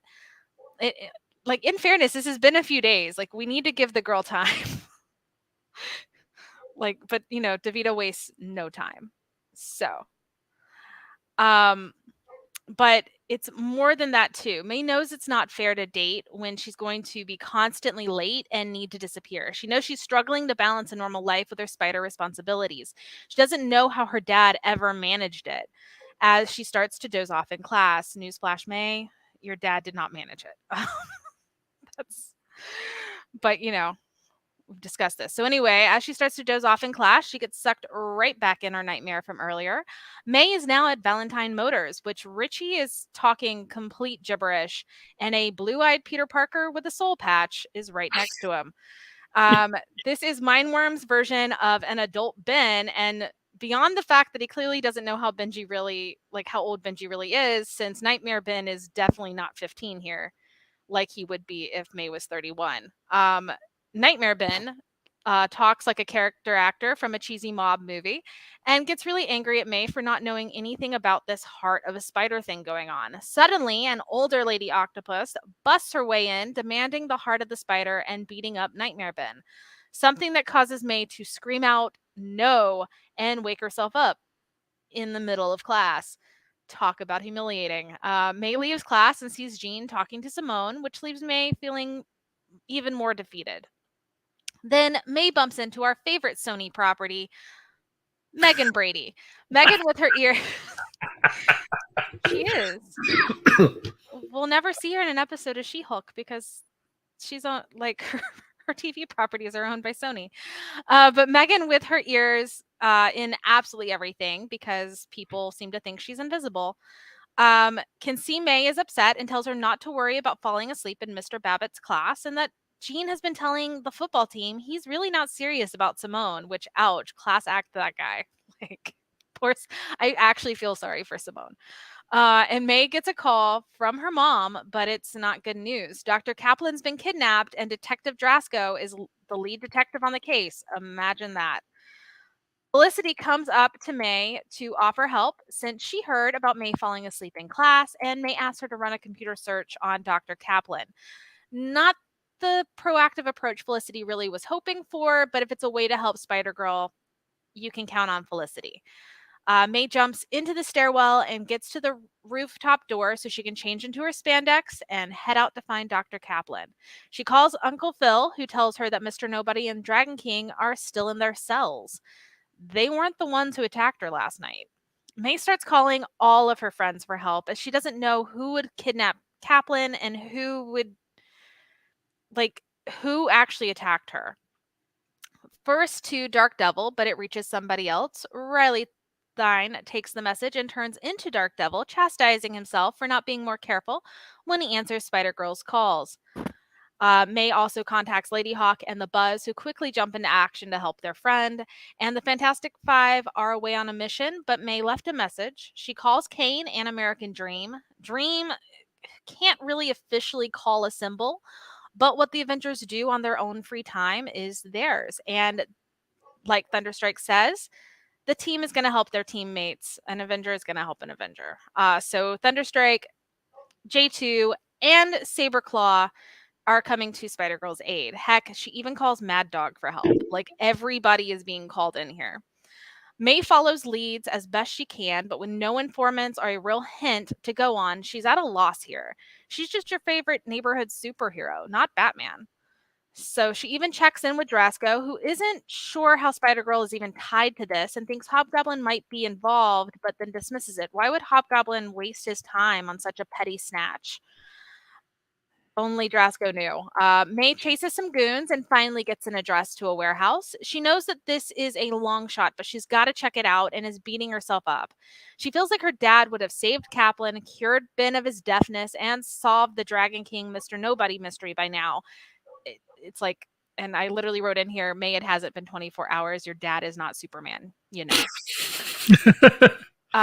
So in her pity party, Doc Magus comes up to tell her that he's getting like these crazy disruptive tampering feelings from the astral plane, readings from the astral plane in this facility, and he senses a possible connection with the kidnapping she's asking help for. But May isn't quite sure on that. Mostly just because it freaks her out when she talks to anybody in the astral plane, like in their astral form, which I don't blame her. That would be a little creepy. As May gets closer to the warehouse, she runs into Fury, the Goblin Queen, and again, her spider sense doesn't go off. That's weird. May knows it's weird. And May is using this meeting, however, to try something out with her repel powers, and it does work. Then Funny Face shows up, as does Canis and Dr. Jade. What kind of super team takedown is this, and why is May's spider sense not working? May narrowly avoids a collision, but finds herself in front of Spiral, Caw, La Phantom, Bitterfrost, Kodiak, Reverb, and a few brothers of the Scryer. It's like everyone she's ever fought has found their way out of jail and are coming for her. The odds are overwhelming, but May can't give up now. She's not planning on surrendering, though Apox and Seth show up and give her some serious blows and knock her out, which, ugh. This causes May, like I said, to be knocked out cold, and she goes back into her nightmare. She's the Black Tarantula again, and now she's drowning? Where is she? The nightmare is starting to feel more real. She is starting to not be able to determine what is a dream and what is reality. Chesbro is drowning her to get the information about the heart of the spider. And if she doesn't give up this information that she clearly doesn't have, he'll kill her brother. Meanwhile, in the real world, Hobgoblin is actually drowning Spider Girl, but is getting frustrated with how much Spider Girl keeps fighting Mindworm's mind games. Like her willpower is just very strong. Kaplan begs them to Dr. Kaplan begs them to stop before they kill the girl, but obviously Hobgoblin isn't too concerned with that. May's lost in her hellish dreamscape but just feels in her gut that something isn't right, and all she can go on is that gut feeling. She has no choice. She has to follow her heart and believe in herself. She lets her body anchor to the floor and gets leverage on the chains holding her in the water chamber. She braces to pull the chains to her, hoping it'll break, resolving in herself that when she makes it, not if, um, once she makes it out, since she's not going to stop fighting, she's going to make a concentrated effort to stop letting her mistakes and failures eat at her, and she's going to keep moving forward because she's Mayday Parker, and she is the daughter of Spider-Man. She breaks the chamber and gets out of Mindworm's mind game, severing the connection that he has on her. Just as Hobgoblin wants to fight, Mindworm tells him that they have no time, as literally every superhero we've ever met in the MC2 is coming to help our girl out. Hobgoblin runs away while most of her superpowered friends are helpful in freeing her and Dr. Kaplan. Nova, of course, has to chastise her a bit. Spider Girl finds out that Doc Magus was right, and Mindworm was messing with her mind to find this heart of the spider. And while May thinks she should contact Chesbro, she doesn't really want Fabian to retaliate. She wants Hobgoblin to pay for his crimes, but she doesn't condone murder. While May tells her parents what happened, though leaving out a few details with the Mindworm playing mind games, she senses someone watching her, but since her dad isn't noticing it, she wonders maybe it's Jean because it doesn't really feel like a threat, but we see a very not Jean figure watching from the distance that I believe is Allison Mongrain. But since it doesn't seem like like I said, since it doesn't seem like a threat, May isn't going to worry about it tonight. And as Mary Jane apologizes for not celebrating May's special day, Peter didn't forget and got a cake on his way home so they could celebrate. Happy anniversary, Mayday. Meanwhile, Chesbro learned from an informant all about the heart of the spider thing and tells Black Tarantula. And as Fabian holds onto a bust of Spider-Girl, which why does he even have that? That's gross. He crushes the bust in anger because no one will threaten the Black Tarantula with impunity, even Spider-Girl. And we don't get a that's the end for now on the last issue. Instead, we get a lovely splash page from Pat just saying happy anniversary, Mayday. And that's And it. Scott. And Scott. Yes. And Scott. Pat. So I love this issue. To me, it is such a highlight because it is the way to do an anniversary issue that feels organic. You have all these villains showing up. You have all the MC2 showing up. It felt like a celebration and a culmination of all of the stuff prior, but it feels very new reader friendly if this was your first issue. If you got, you see that cover and you're like, ooh, which, did you mention the Stan Lee cameo on the cover? Which is, yeah, I did. And I didn't write it. I wrote it in my review notes. I didn't talk about it. I had forgotten about that until you mentioned it, but there is a Stan Lee cameo, and somebody Penguin asked who the guy on the bottom of the cover is with the fork. That would be the legendary Tom DeFalco, according to Ron. So I don't know where Ron and Sal are and Pat, but I also love the fact that Pat came back for a splash page. I enjoy that cover. It's one of my favorites. Favorite splash pages because it's great, and of course you got the background and all the little things in a room.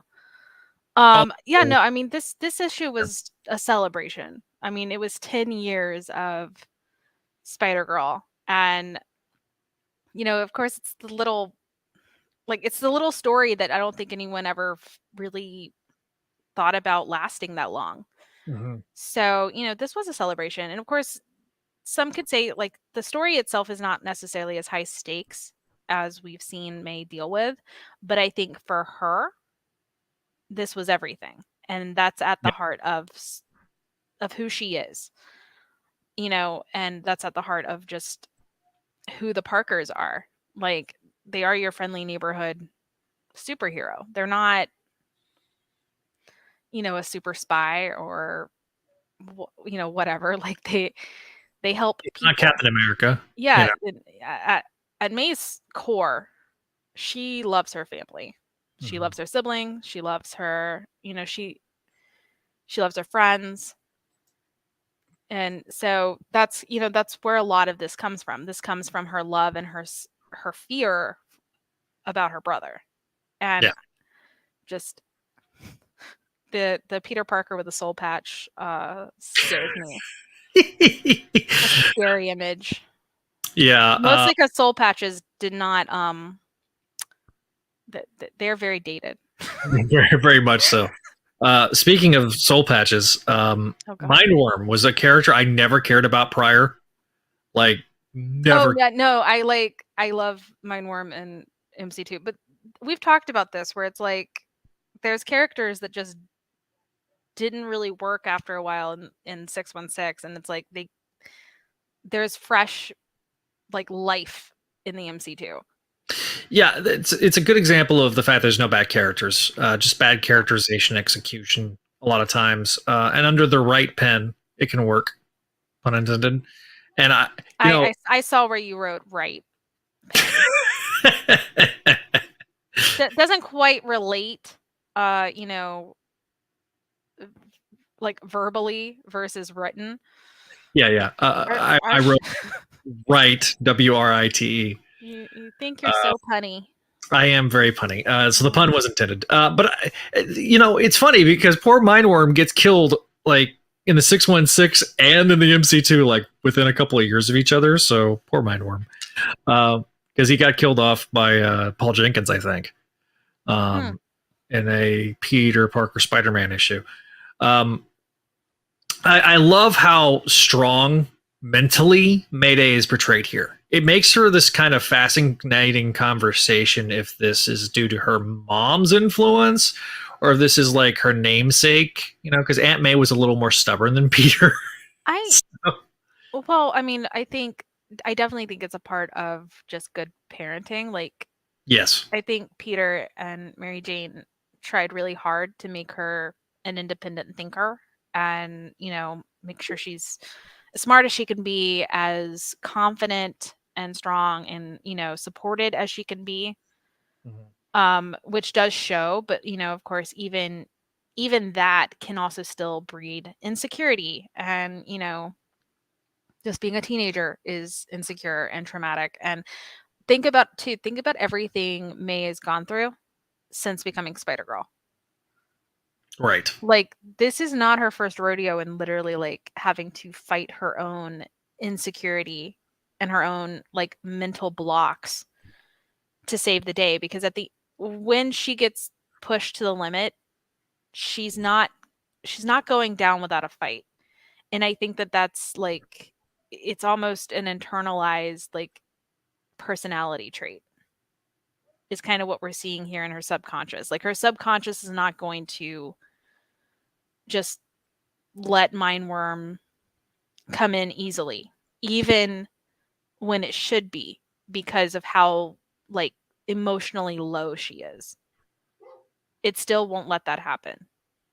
And, I don't know. Like, and there's also too, like, I could also go into the fact that it's really weird. Um, Not that I noticed it when I first read it because I was a teenager, but now that I'm reading it and I'm like, this is a grown adult literally playing mind games with a child, Right. which is not cool. But I mean, it's not cool even if it was another adult, but it's very like he thought it was going to be easy. Well, no, that's because Hobgoblin thinks she's like in her 20s. And so that's what they thought that too. But then when she says she's 16, he still keeps playing. And he thinks it's going to be easier. But it's not. And he winds up getting bested pretty easily just because, like, in fairness, I think, like, had they actually known what they were looking for and talking about and actually, like, realized she doesn't really have a relationship, Mhm. I think that they could have played it better, but they were asking for something she literally does not know. So how is she supposed to give them that information anyway? So eventually something has to break there. And it wasn't going to be her, because Hob this is a really bad plan on Hobgoblin's part. And it has a lot to do, like we said earlier, it has a lot to do with Anya messing with him earlier. Oh yeah, 100%. He's not at his A game. There is a sense of desperation with this interpretation of hobby, and I'm okay with it. Like because again, when he first burst onto the scene, he's such a force of nature, and he just keeps getting bested, and he cannot figure out for the life of him how he.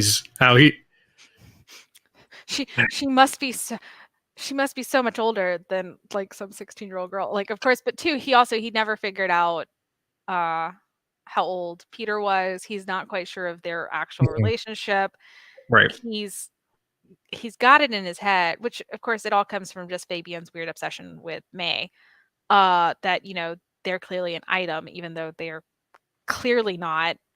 But he's making so many, like, just assumptions. Right. And it's like, it could almost be a comedy of errors if Hobgoblin still wasn't super deadly. Right. Because because he just assumes. And he assumes that he's right. And he's not at all. And that's kind of like his detriment, because he's very much, I don't want to say he's underestimating her, but he's almost overestimating his, not like his intuition. I'll put it that way.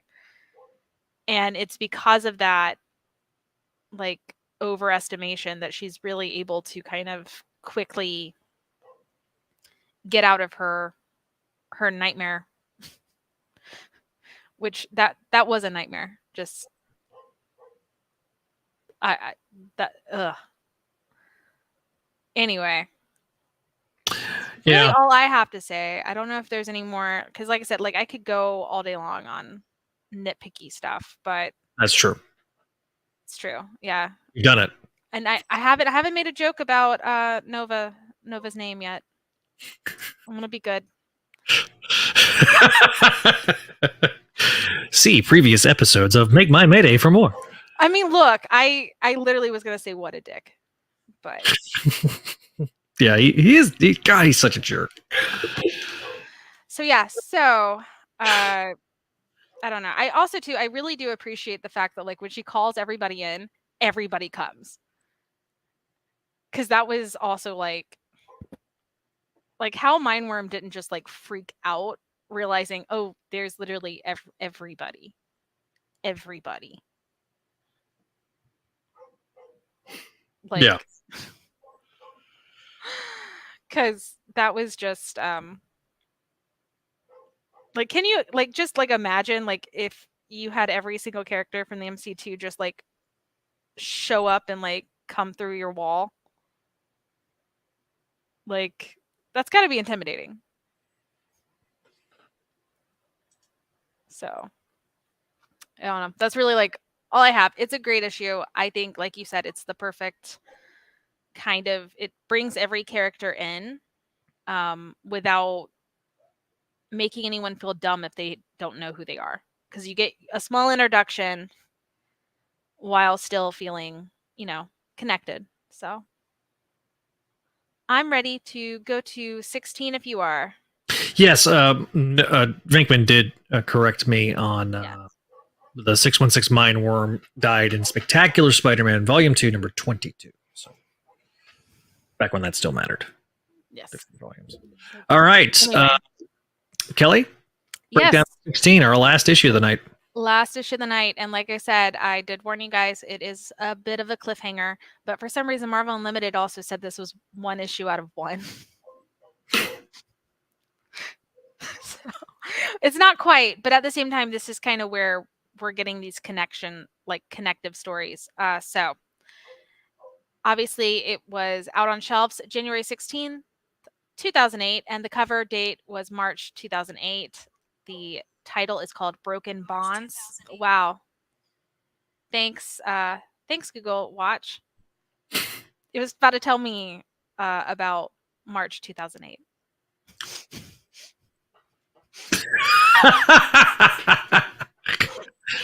Oh, Google Watch. Yay, right. Technology. Anyway, Broken Bonds. We start this issue in Paris, where a senator is at an international economics conference saying that America is committed to aiding the people of China after the recent attacks by Dr. Doom. See Fantastic Five for that one. This invisible assassin is saying that the senator was told not to go to the conference, but since he likes the spotlight so much, he's going to love the fact that he's, about to make international headlines as this invisible assassin makes contact with him and causes the senator to have a massive heart attack. And I wrote, this is dark and hardcore. But as we kind of see this through the hitman's eyes, it's just another day and another termination, and that's the way she likes it. As she gets back to the hotel, she finds a new target in her folder. It's Spider-Girl. Oh boy. So 2 days later in Manhattan, we see Spider-Girl sitting on the Button and Needle, which I believe is on 7th Avenue in the Fashion District in New York City. And she's just contemplating her next moves and finding Daniel Kingsley. Since the fire in the warehouse in issue 99, she's been told that this is his neighborhood, but where is he? She cannot find him. Apparently, her just kind of chilling and thinking on the Needle is causing a huge commotion with passerbys and disrupting traffic. May realizes she's caused a bit of a crowd and decides to leave and head home to just catch up on schoolwork. And she goes through everything she feels bad about and needs to do in a rundown list that is very similar to how I talk to myself on a daily basis. And she kind of comes right back around to wondering where Daniel Kingsley could be. Daniel is still in his brother's sewer hideout, which I almost wrote sewer, like swamp sewer. And so it's a sewer swamp. That's what's happening now. And the hideout begging to go home so he can rebuild his fast fashion brand. But Roderick has other ideas, and as he's talking to his brother, Mindworm is listening and starting to really understand who he's dealing with when it comes to the Hobgoblin. The next morning, we are in Forest Hills for Mary Jane's big first day as the high school guidance counselor slash student advocate. And when Mary Jane forgets her keys upstairs, May has a chance to tell her dad about Benji's wall crawling, while Ben is wearing a wonderful Spider-Man onesie. Because I love that. appropriate. It's great. Yes. All in all, Peter does take it well, as one can, and May goes back to teasing Mary Jane about working at the school part-time, because she's been, like, teasing her about running late and, giving her a little bit of a little tease. And sorry. And so as May and Mary Jane walk to school, May's spider sense goes off and she wonders who it could be since it doesn't seem to be like a hobgoblin mindworm variety threat. We quickly find out who put the hit on Spider Girl, Fabian, or at least it looks like it. While he cares for Spider Girl, he has to think about his empire of crime, and she might be a weak link to those aspirations. And while Chesbro doesn't agree with this at all, he knows he has to honor his master's wishes. At Midtown High, we get to see Mary Jane getting settled into her student advocacy role. And we see Mindworm playing games in Brooklyn a few hours later with Fancy Dan at Brito Imports.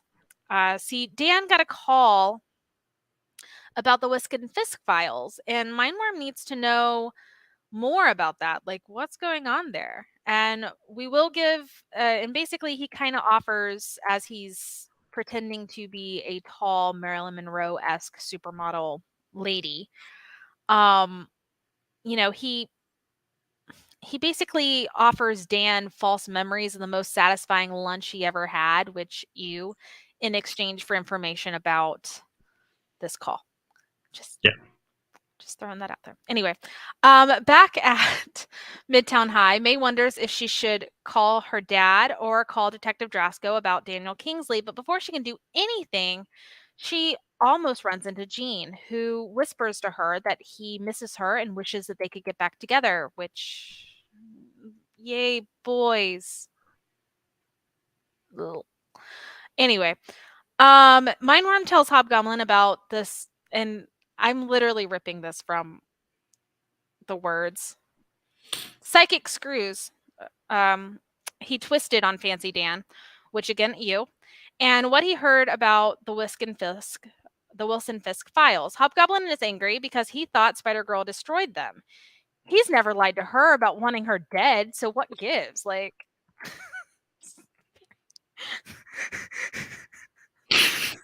Roderick draws the line at lying. I'm a homicidal maniac. Lying is the one thing you cannot do to me. How dare. Anyway, I just thought it's just funny to me. So Hobby calls Drasco to get the files, which, Drasco feels like that's easy enough when Spider Girl gave him the files in the first place. As May contemplates getting back with Jean, girl don't, her spider sense goes off and she looks a little spooked in the hallway, causing her classmates to notice she's acting odd.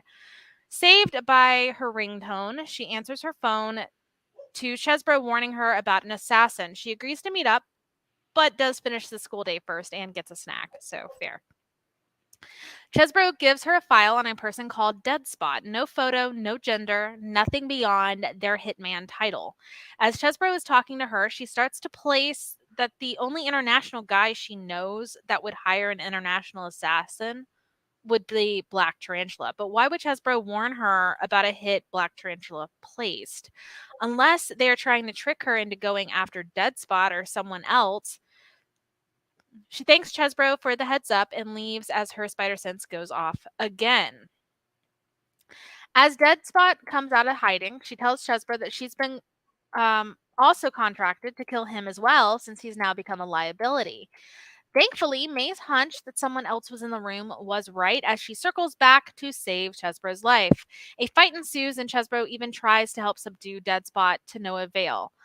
As Deadspot goes invisible, May uses her spider sense to play a little Marco Polo. This causes Deadspot to stumble in her confidence a bit, as May does make a direct contact hit with her, and they continue to fight in the hotel and wreck a Bridezilla's wedding. Deadspot does slip out undetected, mostly because she knocked out a server and stole her uniform. May goes back to check on Chesbro, and he really doesn't understand who hired Deadspot. Or he's lying to protect Tarantula from May, which doesn't make sense either. Or maybe they're trying to make her think Hobgoblin hired Deadspot, which, I mean, he could have, but if Deadspot is but if Deadspot's the one who's been stalking her, then they know who she is, and that's a threat to her entire family. Outside the Parker house, however, we see a person with a Midtown High backpack, so probably not Deadspot. And that is the end for now. And I did write some notes in here because you are about to spoil who the mystery person outside the house is, and we're not going to do that because that's next issue. Oh, my bad. So, but yeah, that's basically it. And we kind of leave off on a bit of a cliffhanger. So the end for now. All right. So, yeah, because I was, for some reason, I was getting confused. But I always like the design of the villain here. Not really, because to me, she gives off like major Wasp vibes from Ant-Man. Yeah. So when I was, it's like they stole her name and stole her costume from MC2. So those notes are for the next issue. So, but I always liked this costume with Deadspot. You're right. This is super dark. It does. I mean, from the get-go, we have literally someone get killed using powers or mechanical stuff. I mean, it's like invisible. Like no one's detecting her killing people. She has a spotless clean record until she basically has to kill May. And, we don't really, especially in this issue, we don't really know, we're being led to assume, which, I mean, right now, yes, Black Tarantula did ask Chesbro to put out a hit on Spider-Girl because he's really upset. This is the thing I never fully understood or grasped with it. It's he's so, whatever the heart of the spider is bugging him so bad that he is willing to do something that literally, I mean, he took control of the scryers to save May. Yeah. Fabian, regardless of his weird obsession with her, definitely doesn't want her dead. But this heart of the spider thing is so important to his power that he is willing to kill her off so no one can use her as a weak point for him. Yeah. And it's, that in and of itself is really dark and messed up. Yes. And of course, at the end does show you exactly where Fabian lies. Power is everything. Yeah. At the end of the day, and you kind of saw this too, with Fabian's dad in the last Black Tarantula story, where he's, trying to get and take Fabian from his mom.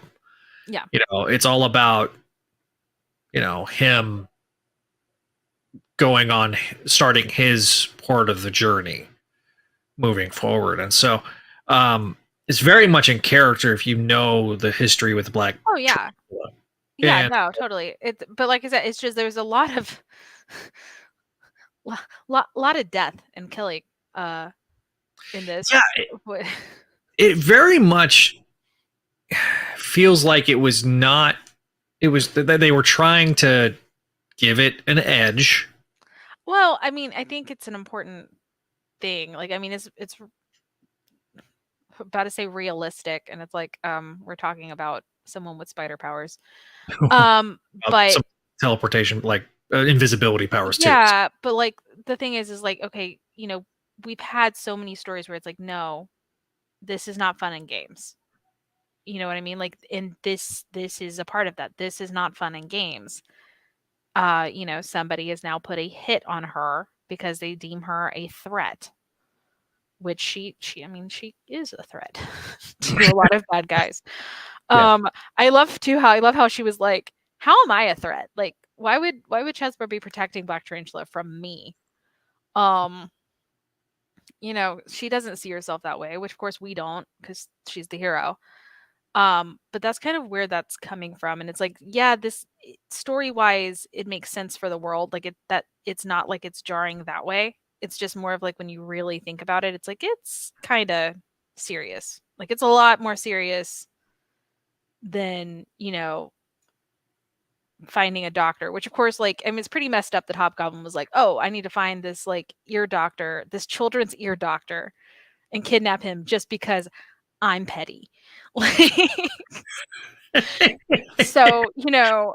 you know what I mean? Like, Yeah. this is a total super serious tone compared to that. And,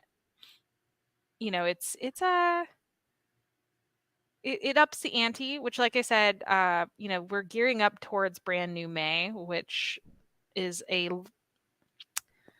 pretty dark story, in and of itself, which we'll dive into. But, this is kind of like, we're kind of getting set back up for oh yeah, here's like, even though this isn't necessarily gritty, um, here's the stories with substance, and,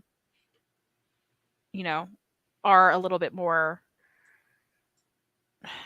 again, I don't want to say realistic, but like, I don't know what else to really like call it. Like, because it's more like, here's your stakes. Like, here's a more realistic take on what your stakes would be, if this was, an actual reality and not fiction. So I guess maybe that makes sense. I don't know. But that's kind of the way I take it. No, I don't disagree. I, final couple of final things on this. The webbing of the bride's mouth was hilarious. I mean, she was okay.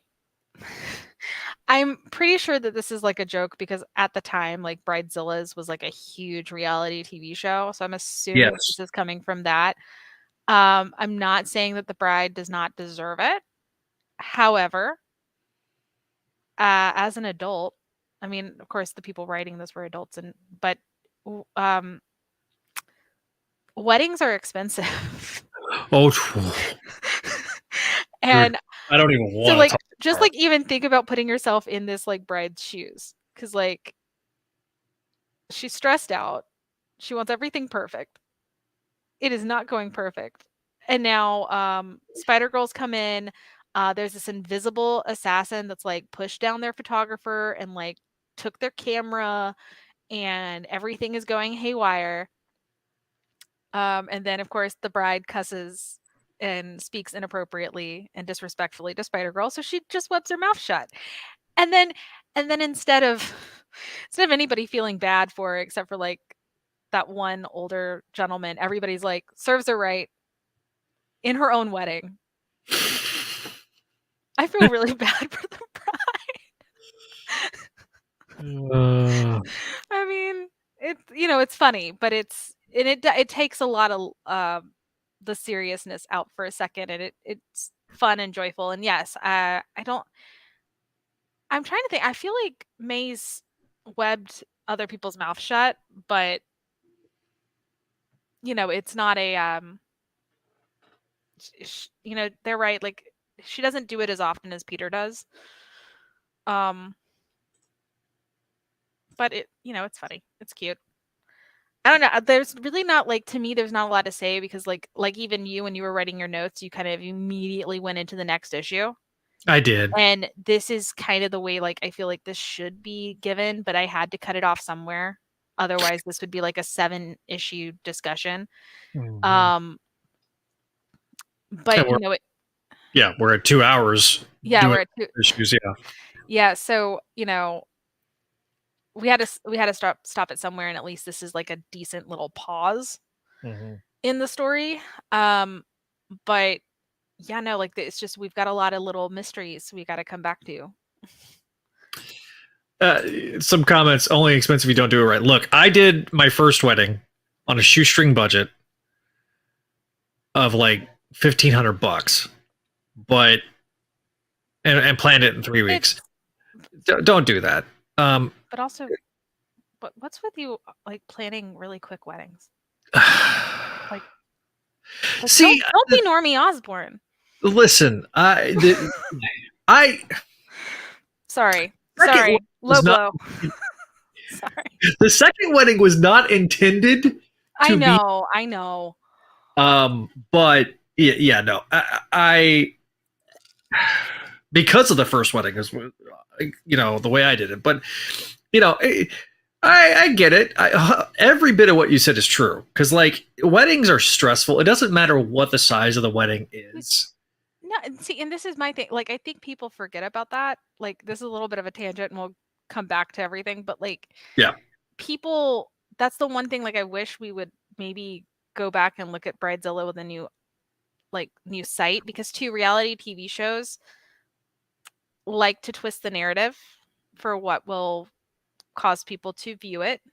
So it's never the full reality.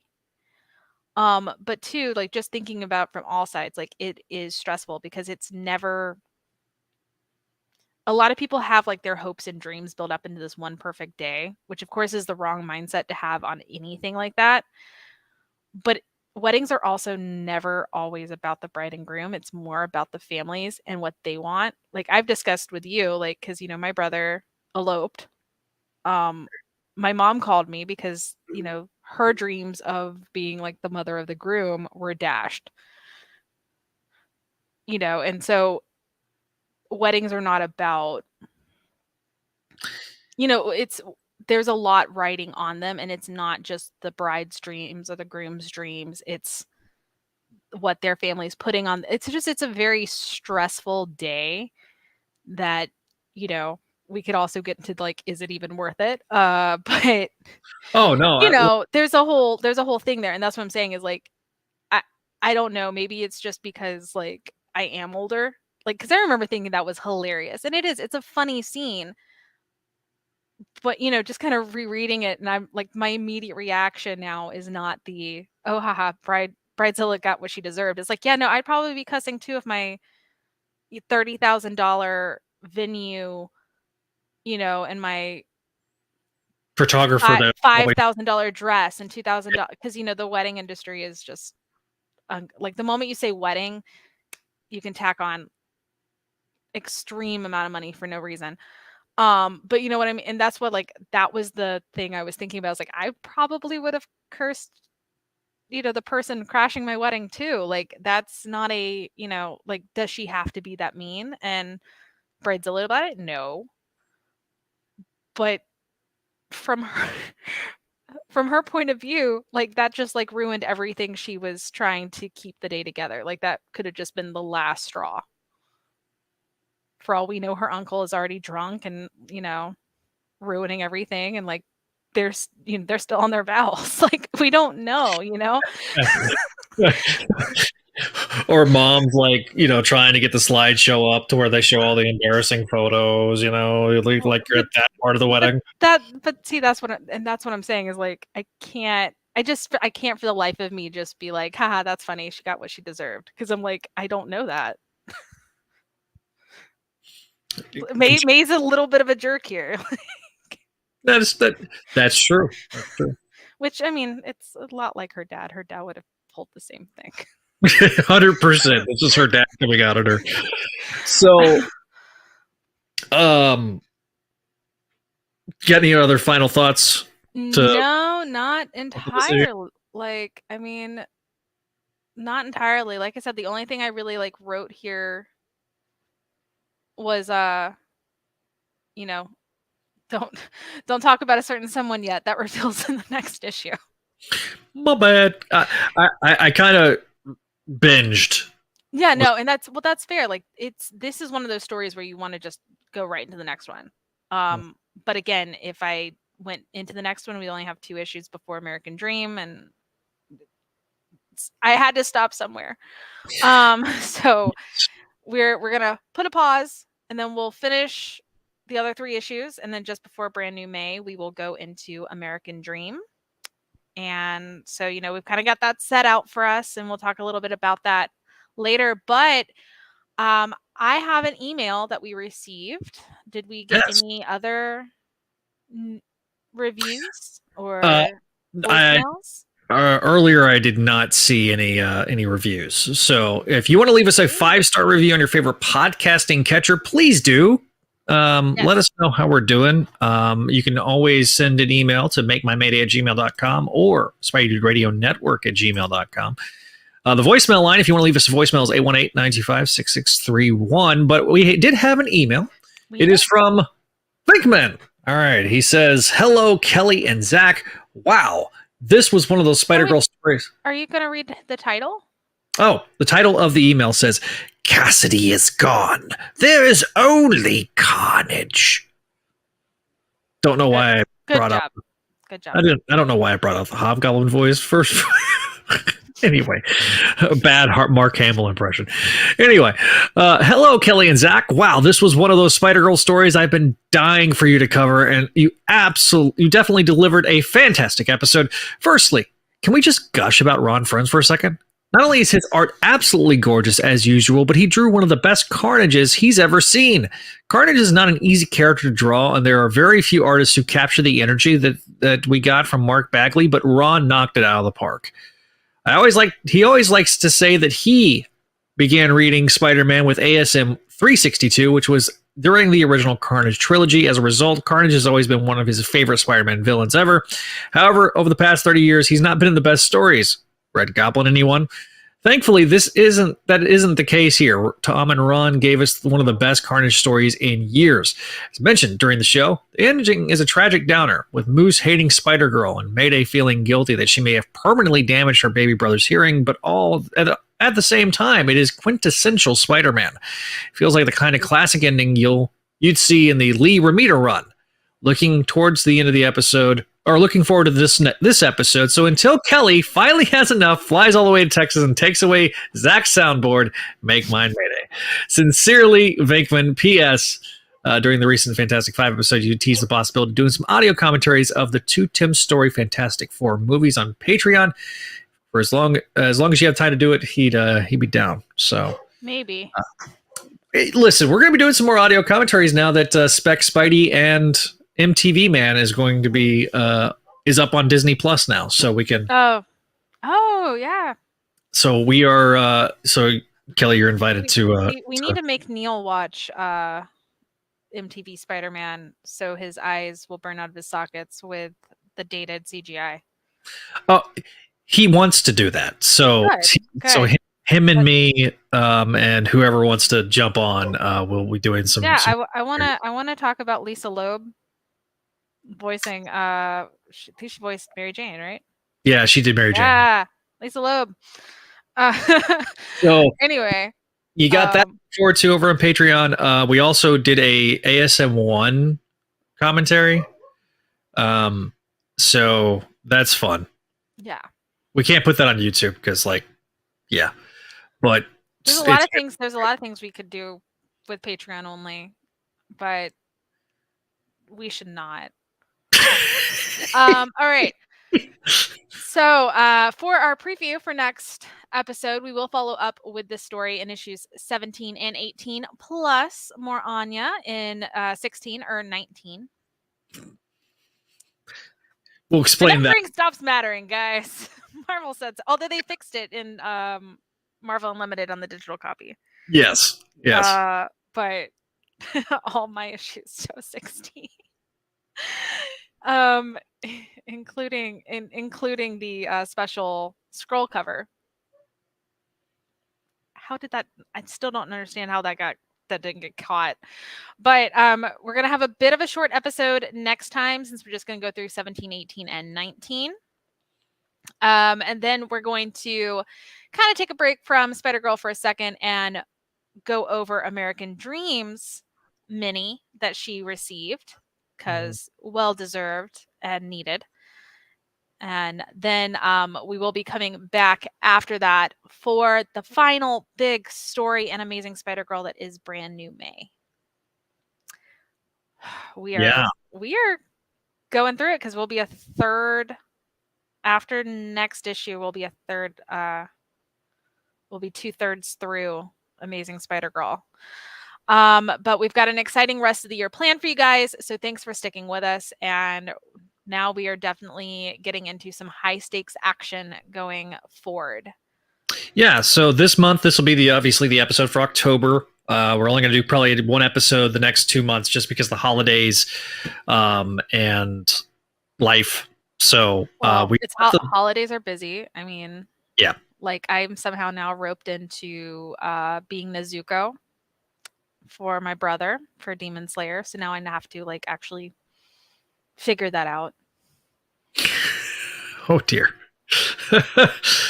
So yeah, we will have a lot of content to fill the time. I got some interviews that are going to be I'm trying to get set up, and some more episodes of Spidey Do Experience. So there'll still be a lot of content on the channel, but there just won't be as much Make My Mayday, just because of our scheduling and stuff.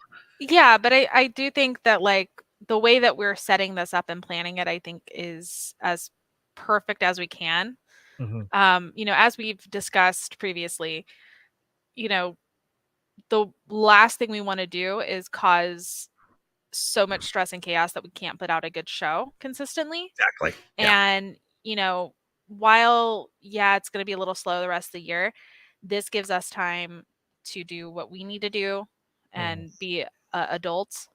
And that way we can give you guys the best shows possible as we have the time to do them, and no one's stressed out or crazy or, losing their hair.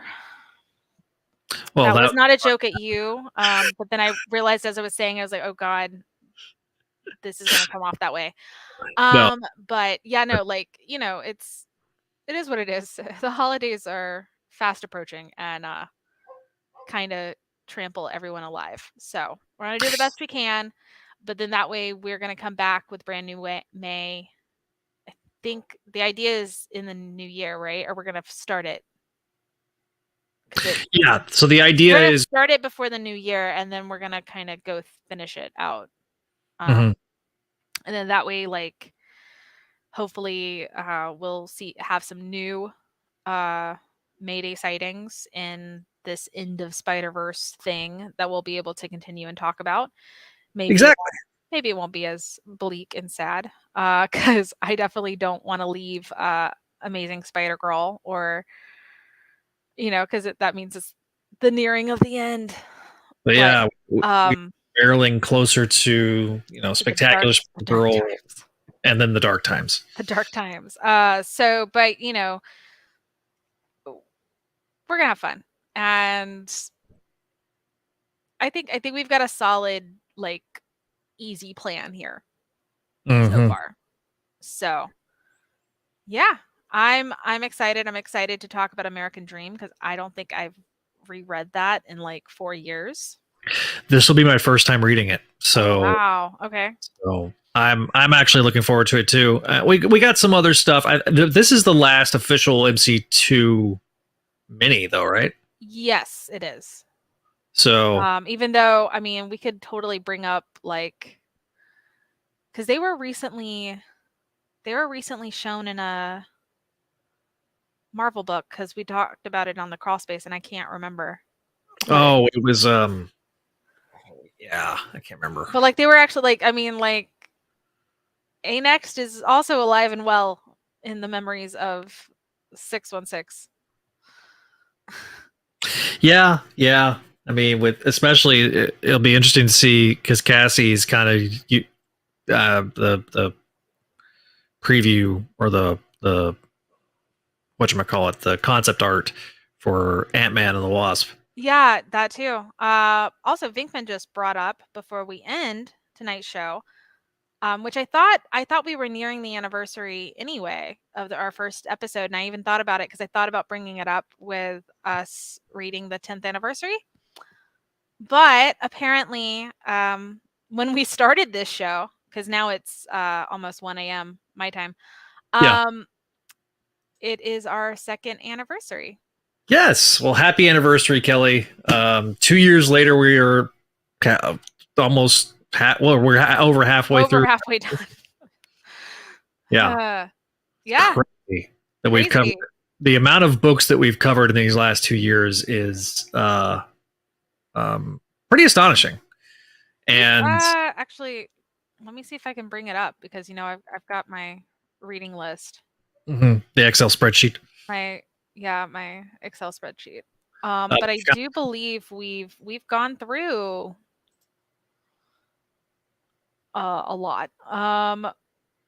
Yeah, we've gone through 182 issues of comics on Make My Mayday. That's more than CSC, which is we're not done, and we're not done yet. Nowhere near done. So it is our anniversary. It is the anniversary show. I'll be sure to mention that on the audio edition at the top. But thank you for all our hard work. Galactic 85 says happy anniversary, holiday season to us both. Mr. Comic says I'm not bald. I got my hair cut by Stanley from Thor Ragnarok. He did ask about if we'll get Spider-Girl Omnibus or two. Maybe, I would think. I mean, I go back and forth on that. My thing is, I think we have to see ultimately what the sales are on these complete collections to see if they ever think it's viable for an omnibus. I definitely know it won't be anywhere near soon. I could be shocked, but with the way the printing industry is right now, I just don't see that being an approved thing at this current time. Yeah, I would say let's wait for the 5th and 6th volumes, hopefully, of Complete Collection to hit. Because what I anticipate is that they'll finish the first volume and then they'll do a complete to probably 2 volumes of the ASG, but rebrand it Amazing Spider-Girl Complete Collection Volume 1 and 2. And then the Spectacular Spider-Girl. Yeah, Spectacular with the end, probably all together. Yeah, those 4, and then the all this. What I anticipate is all the stuff that's on Spectacular that was in the various places it was pre-printed, and then so all the online stuff, and then yeah. Well, I mean, this is my thing is we'll also see, because I could honestly see them ending after just regular Spider-Girl and not redoing any complete collections for Amazing or Spec. And then maybe if we ever do get an omnibus, it won't be I don't think it's going to be Amazing or Spec. It's just going to be the original 100 issue run. Yeah. And because that's kind of the thing that she's most known for is the fact that her self-titled comic ran 100 issues. So and wasn't relaunched, and there wasn't magic math. It was 100 straight issues. Right. Yeah, so that's kind of where I see that that's really ever going to have any kind of weight for that. And of course, I mean, as we talked about it, May's track record in getting any kind of recognition as a character with Marvel is a little bit weird. So, to say the least. So I never know what they plan to do. At this point, it's just I kind of learn it's okay, if there's a Spider-Verse event, something's happening. You're along for the ride, and we will cover if there's Mayday, if there's MC2, we'll be here to cover it here on Make My Mayday. I feel like that's a good spot to start wrapping. Yes, yeah, because so we will see you guys later. Yep. Hopefully more concise and less Brain. tangents, but that's why you like us, right? Yeah, tangents are fun. If you want to follow along and find out when exactly we're going to be doing the shows, give us a like, a share, and subscribe on the YouTube page. Now that they just finally updated StreamYard to where I can start making these events much further out on Facebook and YouTube as well. So follow our Facebook page at Spidey Dude Radio.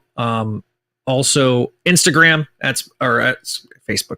Facebook.com/Spidey Dude Network, Instagram Spidey Dude Network as well, Twitter at Spidey Dude Radio, and at Make My Mayday. You can follow us both there.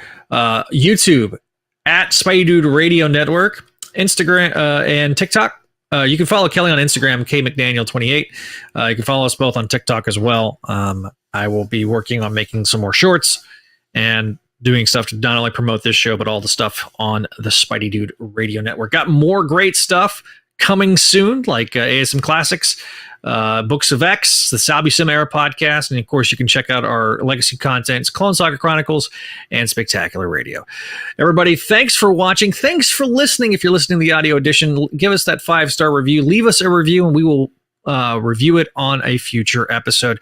Once again, the email address before we get out of here is makemymayday@gmail.com, SpideyRadio@gmail.com. So thanks again for watching. Thanks again for listening. We will see you guys next time here on the Spidey Dude Radio Network.